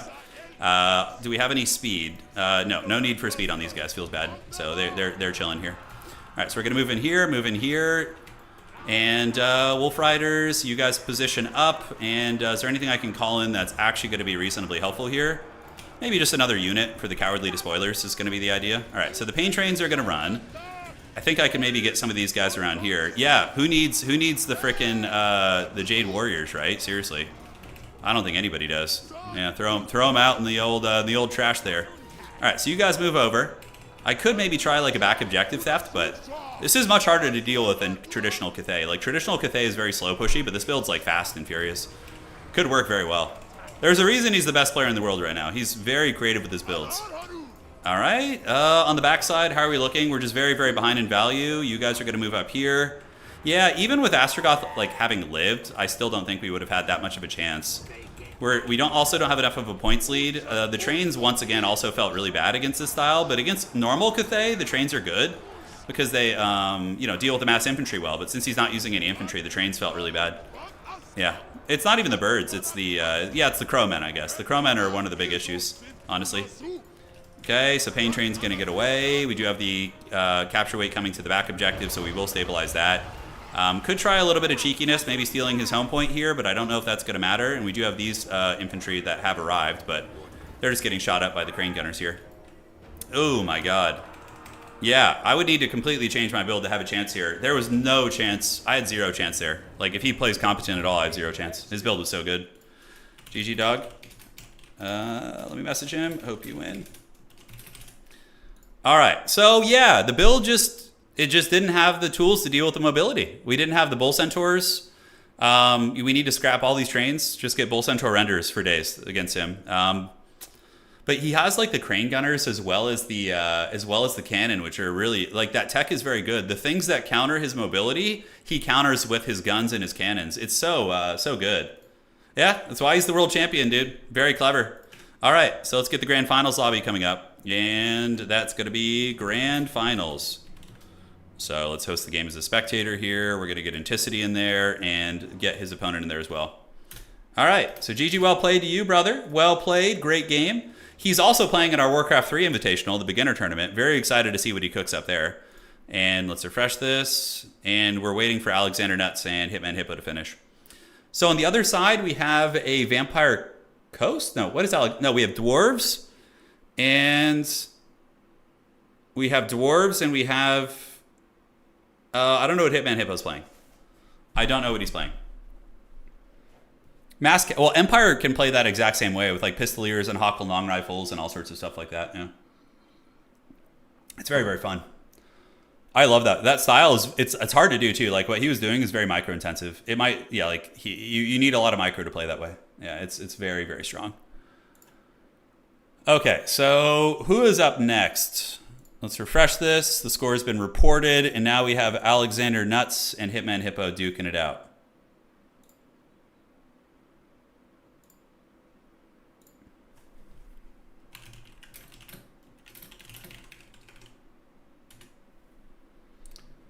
All right.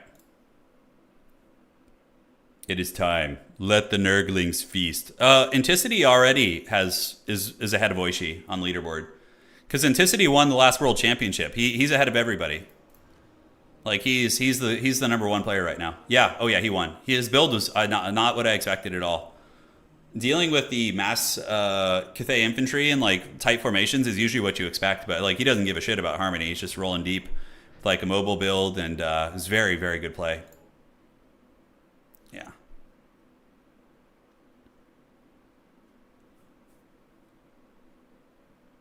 Okay. And other side, that game was pretty quick, so I would imagine the other side is probably still in action. What is it? What is Hitman Hippo playing? Let me see what the other side potentially could be. Hitman Hippo. Okay, I'm looking up his faction right now in the Discord. Where are you? Ogre Kingdoms. Oh, they're pretty good. Ogre Kingdom's a very strong faction. So right now we have Ogre Kingdoms and we have Dwarves on the other side. I would say that matchup is Dwarf favored. The Dwarves usually beat the Ogre Kingdoms. Not always, but yeah, it can happen. Honestly, this game is a great illustration of value trading for those who... Yeah, oh, absolutely. Absolutely. Value trading is definitely the more important variable. I mean, objectives are important, but they're more there to make you fight. You know? Cathay Birds give harmony to melee cav. That's pretty sweet. Yeah, he had a mounted one. He had the Alchemist mounted on a Moonbird as well. Yeah. Anticity can make every faction look scary, honestly. I mean, some easier than others for sure, but I think he could take any faction into the game and find the most effective way to play them. Like, that's his strength as a player. He's very good at that. Very, very strong. All right, so refreshing until we see who wins the other side. Alrighty. Yeah. I love to see it, though. I mean, Cathay is considered a lower tier faction. I mean, people try and play them typically with heavy infantry with, like, static gunline positions and slow pushing. Which is fine, but it's a very, like, rough style where you have to... But, again, like, most people can't handle the play style that he plays, which is, like, so micro-heavy. You need to have insane micro and map awareness to play the style he was playing. Yeah, Croman also had harmony, too. Yeah. So you have these harmonious cavalry blobs because you have the crows with the cav. It's really clever, man. Oh, you meant crowmen when you said birds. Okay, got it, understood. Yeah. Cathay does wield many a bird. There are birds there. The Dowie kite meta incoming. No, I think Anticity would probably play Dowie pretty standard. Maybe he would do... I bet he would do mass gyrocopters. Like, I feel like gyros would be his favorite thing on Dwarfs. I mean, he's played Dwarfs before. I'm pretty sure I've seen him play Dwarfs in tournament finals and all sorts of things like that. We'll have to get a show match with him sometime in the next week or two. That'd be fun. We could have him versus Charix. Holy shit, that'd be crazy. You guys remember the game we had a couple days ago with Charix versus Tim the Wilder? Or Own Goal? That shit was insane. When we went to freaking game 9... I would, because Charix is also a young dude. I'm pretty sure he's like a teenager. It would be, seeing him, the furious micro battle would be really fun. Yeah. I'd love to see that. I think the show matches are a fun format. Okay. Anything yet? Refreshing the brackets. There we go. They're still taking their time. The last Anticity game you saw when he was on Dwarves was Air Force and Rangers. Yeah, it's like he's playing StarCraft, right? He's got like his Marines and he's got his like his Banshees, just like kiting you and shooting you with his Marines on the ground. He plays Orc in Warcraft 3 Champions. He is currently the highest ELO player. Changing your name when you're popular is rough. It is. Dude, I've been calling him Tim for so many years. It's so ingrained in my memory. It's so hard. And his other name is not... Yeah. Like, if he had changed his name to, like, Tim the Wizard or, like, you know, or Tim something, right? Solasora isn't active anymore. Yeah, he doesn't play anymore, I don't think. But Solasora was the Dark Lord for a while. He was. Yep, so we're just waiting for the grand finals right now. Thank you guys all for joining on YouTube and Twitch. It's been fun so far. Been a great run. Tim has the worst name change in the history of Total War. Tim the Enchanter? Oh, yeah. Anticity loves his mobility. Well, that's why he's so freaking... Oh, Grand Cathay versus Dwarves. All right, guys. Are you ready for human dwarves versus actual dwarves? Because that's what's going to happen here. Oh, dude, I feel like... Is he going to just pull them apart using like crane gunners with mass mobility? I feel like that could happen. The map for the grand finals is going to be Scalendir's Cave. So let me tell Anticity to... Or am I the map host? I think I am. Okay. Yeah, I am. So this is a kiting map for sure. Definitely not the Dwarf's favorite. Although it's a style, so there's no safe home objective. I don't know. We will see. Oh, yes, Davok. Davok, you are the chosen one for the Warcraft 3 event, man. I need a non-orc in the top 4. I swear, dude. All the players who are in the top 4 of the ELO for our Warcraft event are orc. I don't want to just cast like orc mirror matches for like 5 hours straight. Please, for the love of God, get in there with your night elves. I want to see some of your old world. Yeah, I'll post my armies in the next week. We'll at least do that. They have wronged us. Let's go look right now and see, actually. So we're going to check. So yeah, like I said, we're having the Warcraft 3 Beginners event, which is going to be very hype. And let's check here. I'm going to pull it up real quick and see the updated one. All right. So this is the event right here. All right, so sorting by MMR. So again, the MMR only counts if you have over 20 games, but oh, damn, Davok, dude. Oh, look at that. Holy shit. You won 2 games at like a 1350 range. All right, we got a tournament on our hands, man. Let's freaking go. So Davok has 8 games. You need 20 games to qualify for the finals, but he still has another 5 days to do it. So yeah, Davok, just get those 20 games. Just get 12 more games in, Dave, and you're good. And then Derenk here. Oh, that's pretty good. Yeah, winning a lot of 4 games and 4 and 4 here at the 1300 bracket. So this guy's, oh, we have a human. Okay, that's nice to see. Then Anticity is right here. Anticity is pretty solidly in the top 4.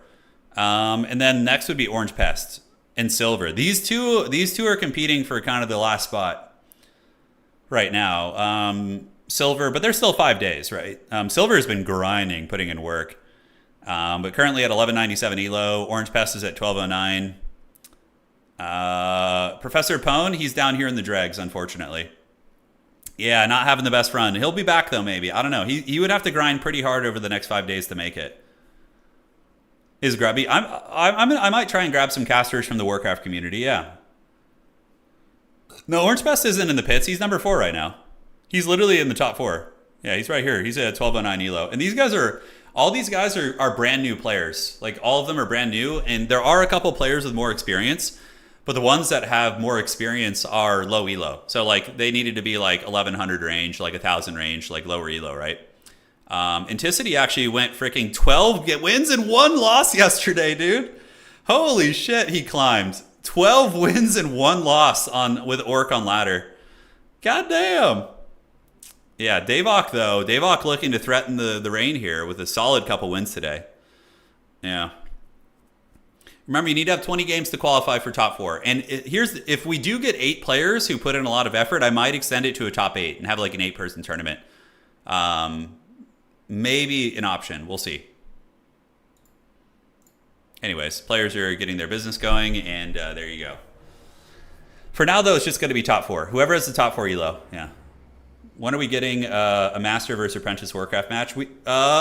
Maybe after the tournament, I could play him, yeah. I think Anticity, he's about 200 elo lower than me, but I don't think he's at his proper elo yet. I think when Anticity finishes, he'll probably be around 1500, and we'd actually be pretty even, to be honest. Yeah. Pone is sandbagging to hide his true skill. Well, the problem is you can't sandbag in this event, because if you don't qualify for top 4, you don't even get to show your skill, you know? I really thought Professor Pone was going to be the chosen one, and he was going to make it. Okay, it's the same style, guys. It's Jade Lancers and Crowmen. Holy shit, man. The Forbidden Cathay Mobility Armies. These are probably really stressful to play against, too, I would imagine. All right, guys, let's get this party started. Let's have some fun. Thank you all for joining. Going to be a fun little Duel of Fates today. And this is the grand finals of today's event. So the culmination of all of the adventures and good times we have shared today is going to be right here, right now. So, ladies and gentlemen, spawning in on the south side of the map, it is going to be the Kraken King Anticity, the #1 player in Total War in the world right now, the recent world champion from our big grand finals. And he is going to be here with his Jade Lancers. Now, Jade Lancers, historically, have not been considered really, really that great against Dwarves because they lack armor piercing. But, yeah, I mean, the way he plays, doing these like weird Alpha Strike and having the durability, it's actually pretty menacing. So we got a lot of Jade Lancers here in the front, and it is going to be Zhao Ming, the Iron Dragon. He's very good because if you snipe him and get him very low, he has a self-healing ability. And also you can use his Breath Attack to clear out low-quality troopers like, you know, like Miners and Rangers and those type of things as well. The Alchemist is going to be the caster with Plague of Rust to lower the armor. So basically you lower the armor of the target and then Alpha Strike it with Cav, right? So Jade Lancers lack armor piercing. So what you do is you use the Plague of Rust, you lower the armor down of a Dwarf Warrior to like 20, and then you charge them with Cavalry, and you're going to be able to butter their bread pretty hard. Now, on top of that, we do see the Crowmen Air Force. So the Crowmen will dominate the skies against dwarves. They'll keep the gyrocopters in check, and they're really good for diving the backfield units and also rear charging positions as well.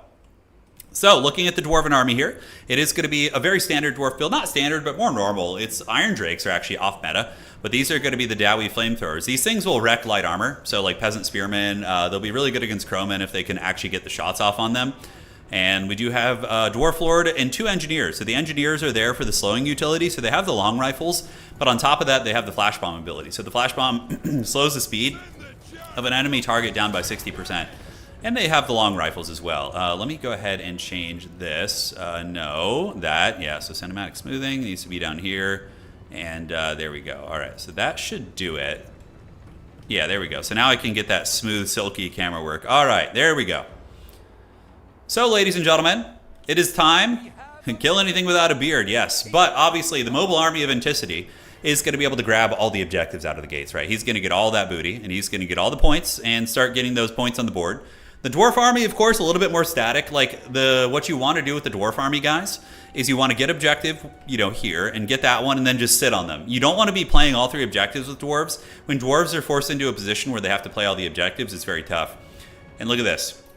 We do have the Crane Gunners, which is basically a hard counter against this entire Dwarf Army. I mean, the dwarves don't have anything with this range, and that's what's so nasty about Anticity's build, right? He calls in the Crane Gunners, he shoots you from downtown, and then if you try and pull like a mobile unit or a cannon or an artillery piece to try and deal with that, you're going to be able to just get the Crowmen to go kill whatever that is and Alpha Strike it, right? Which is going to be really nasty.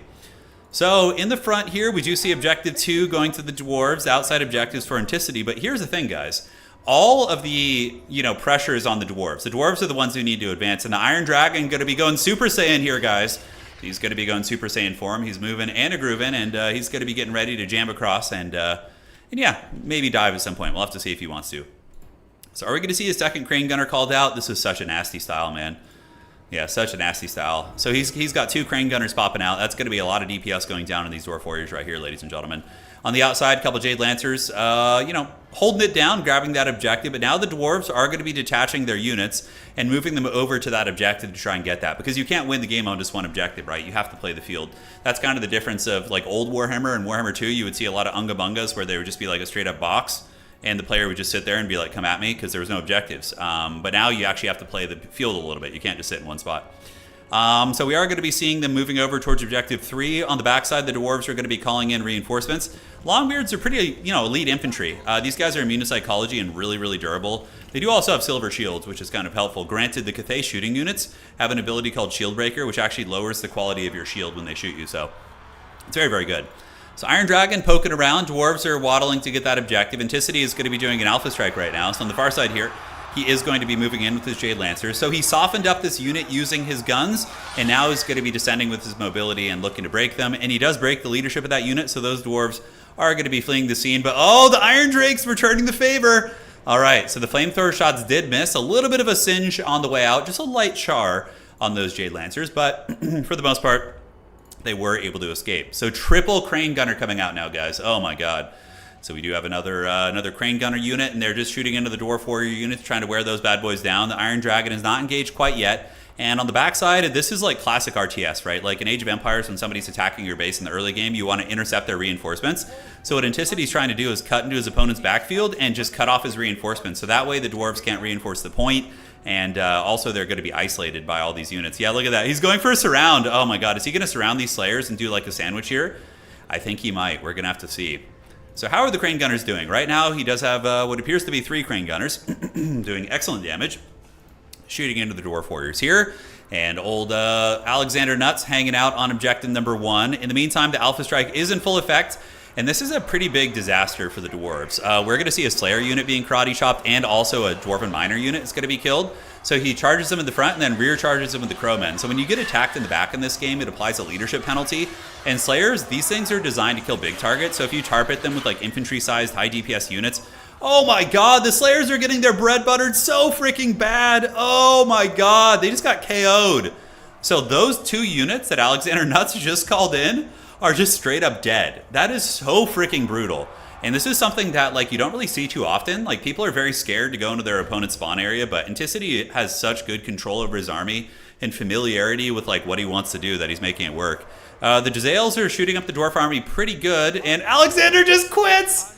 Oh my god, he gives up. Oh, the rage quit. Oh my god. He didn't even try. Oh my god, dude. Oh, just the punishment.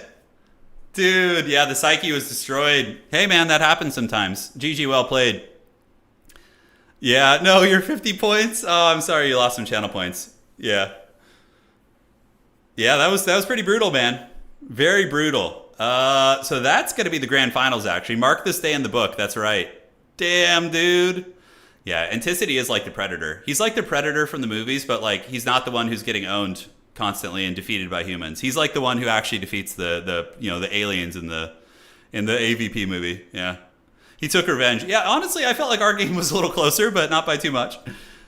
That was brutal. That was pretty brutal. Yeah. He took a leadership penalty IRL. Yeah, but it's okay. I understand. If he doesn't want to waste his time, maybe he could have hand problems too. Maybe he doesn't want to like play unless he thinks he has a chance, All right, guys. GG, well played. That is going to be the tournament for today. A bit of a shorter stream, but very fun nonetheless. Is there a tourney? In this tourney, is there unit limit rules? Yeah, of course. Let me show that to you, by the way. This is a good time. So we're going to wrap up the stream here. It's going to be a shorter one today. My throat's kind of hurting a little bit. I just traveled to frickin' Europe, and I was around a lot of sick people and a lot of coughing and hacking people. And yeah, so I'm hoping I don't catch anything. I had a cold like a month and a half ago, 2 months ago. I'm hoping it doesn't return. But nonetheless, let me just show you guys how unit limits work. So when you're building an army in this game, you have your army building right here. Now, if you mouse over a unit, you're going to see that there's limits on all these different units, right? So the Plague Bearers, I can bring 5 of them. These guys, for example, are limited to 3. I can only bring, these guys count towards a couple limits. So they count towards the 360 throwing limit, the missile unit limit. So there's a limit set in the game. You can turn them off for casual play with your friends, but tournaments, we use the unit caps that are put in place by the company, by Creative Assembly. So yeah, so that's kind of the jam. That's how that goes. And yeah, any other questions you guys have? Now's a good time before we wrap things up here. And I think we're all good. Let me finalize the results of the tournament and everything. But if you guys have any questions, do let me know. Oh, dude, when I was at the freaking airport, when I was flying back from Europe, I was literally had a person I was in the middle seat. And I had a person on either side of me coughing and sniffling and literally hacking. I just wanted to die. I was like, please just throw me out the plane right now, dude. It was so awful. Okay, is the score reported there? Anticity is going to need to report the score soon. Yeah, but like my immune system's pretty fired up from like the month prior, so I'm hoping it's going to hold firm. Okay, let's do this. It was a busy plane. I couldn't escape. Yeah. I just had to pay the troll toll. I feel all right. It's just the throat's a little bit sus right now. All right, let's finalize this tournament. So overall, good step today. We went 3-2. We got to the semifinals of the tournament. So I think we still got it a little bit. Yeah, no, I know, Frost. I know. I should have been more aggressive about that. I think only one of the folks was just coughing, like probably because the air conditioning was blasting in their face, but then one of them was definitely pretty nasty. All right, let me get the finals there. Okay. And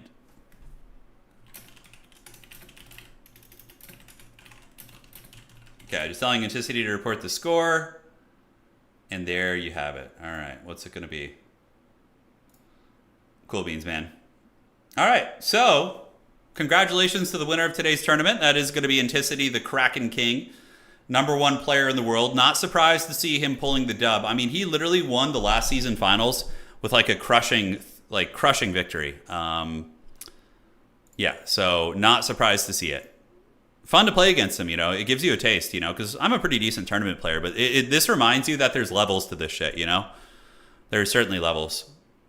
I wonder how Anticity would play Chaos Dwarves. That'd be really interesting. I'd like to see that.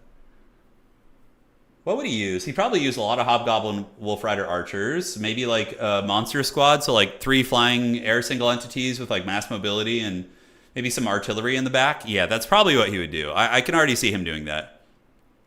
Yeah. Okay, guys. I think we're cooking. Everything is finalized. So congratulations to the winner. He is going to be definitely being seen again in the Season 10 Grand Finals. So just to kind of recap everything here. As we go to the tournament, the winner is going to be Anticity. And if we go to the website here, we will see that what you see right now, the top 16 is pretty set in place. So these players are going to be playing for the big grand prize. If you go to the Hall of Fame right here, you guys can always go and look and see the Hall of Fame from previous seasons. So the most recent season, of course, won by today's champion. And the 3 seasons before that, or the 3 events, were won by Solasori. It would be interesting to see him return and face Anticity. That would be super cool. But he's not really active right now, so yeah, it's too bad. All right, guys, take care of yourselves. That is it for today. Adios, do widzenia. If you guys enjoyed the stream on YouTube, please do drop a like. And for all of you on Twitch, thank you for joining as well. That is going to be it for today. We will see you guys on the other side. And yeah, that's it. HASHUT, bless your ravaged bodies. I'm going to go get these miniatures set up and maybe get some photos and or video together. And we'll do like a showcase of all the army minis and everything. But I really appreciate you guys. Sorry for the shorter stream today. Just kind of, resting the voice a little bit, but we should be fine tomorrow. We'll see. And we'll be back tomorrow to party with you all. So that'll be great fun. Thank you guys for watching, and we will see you all on the other side.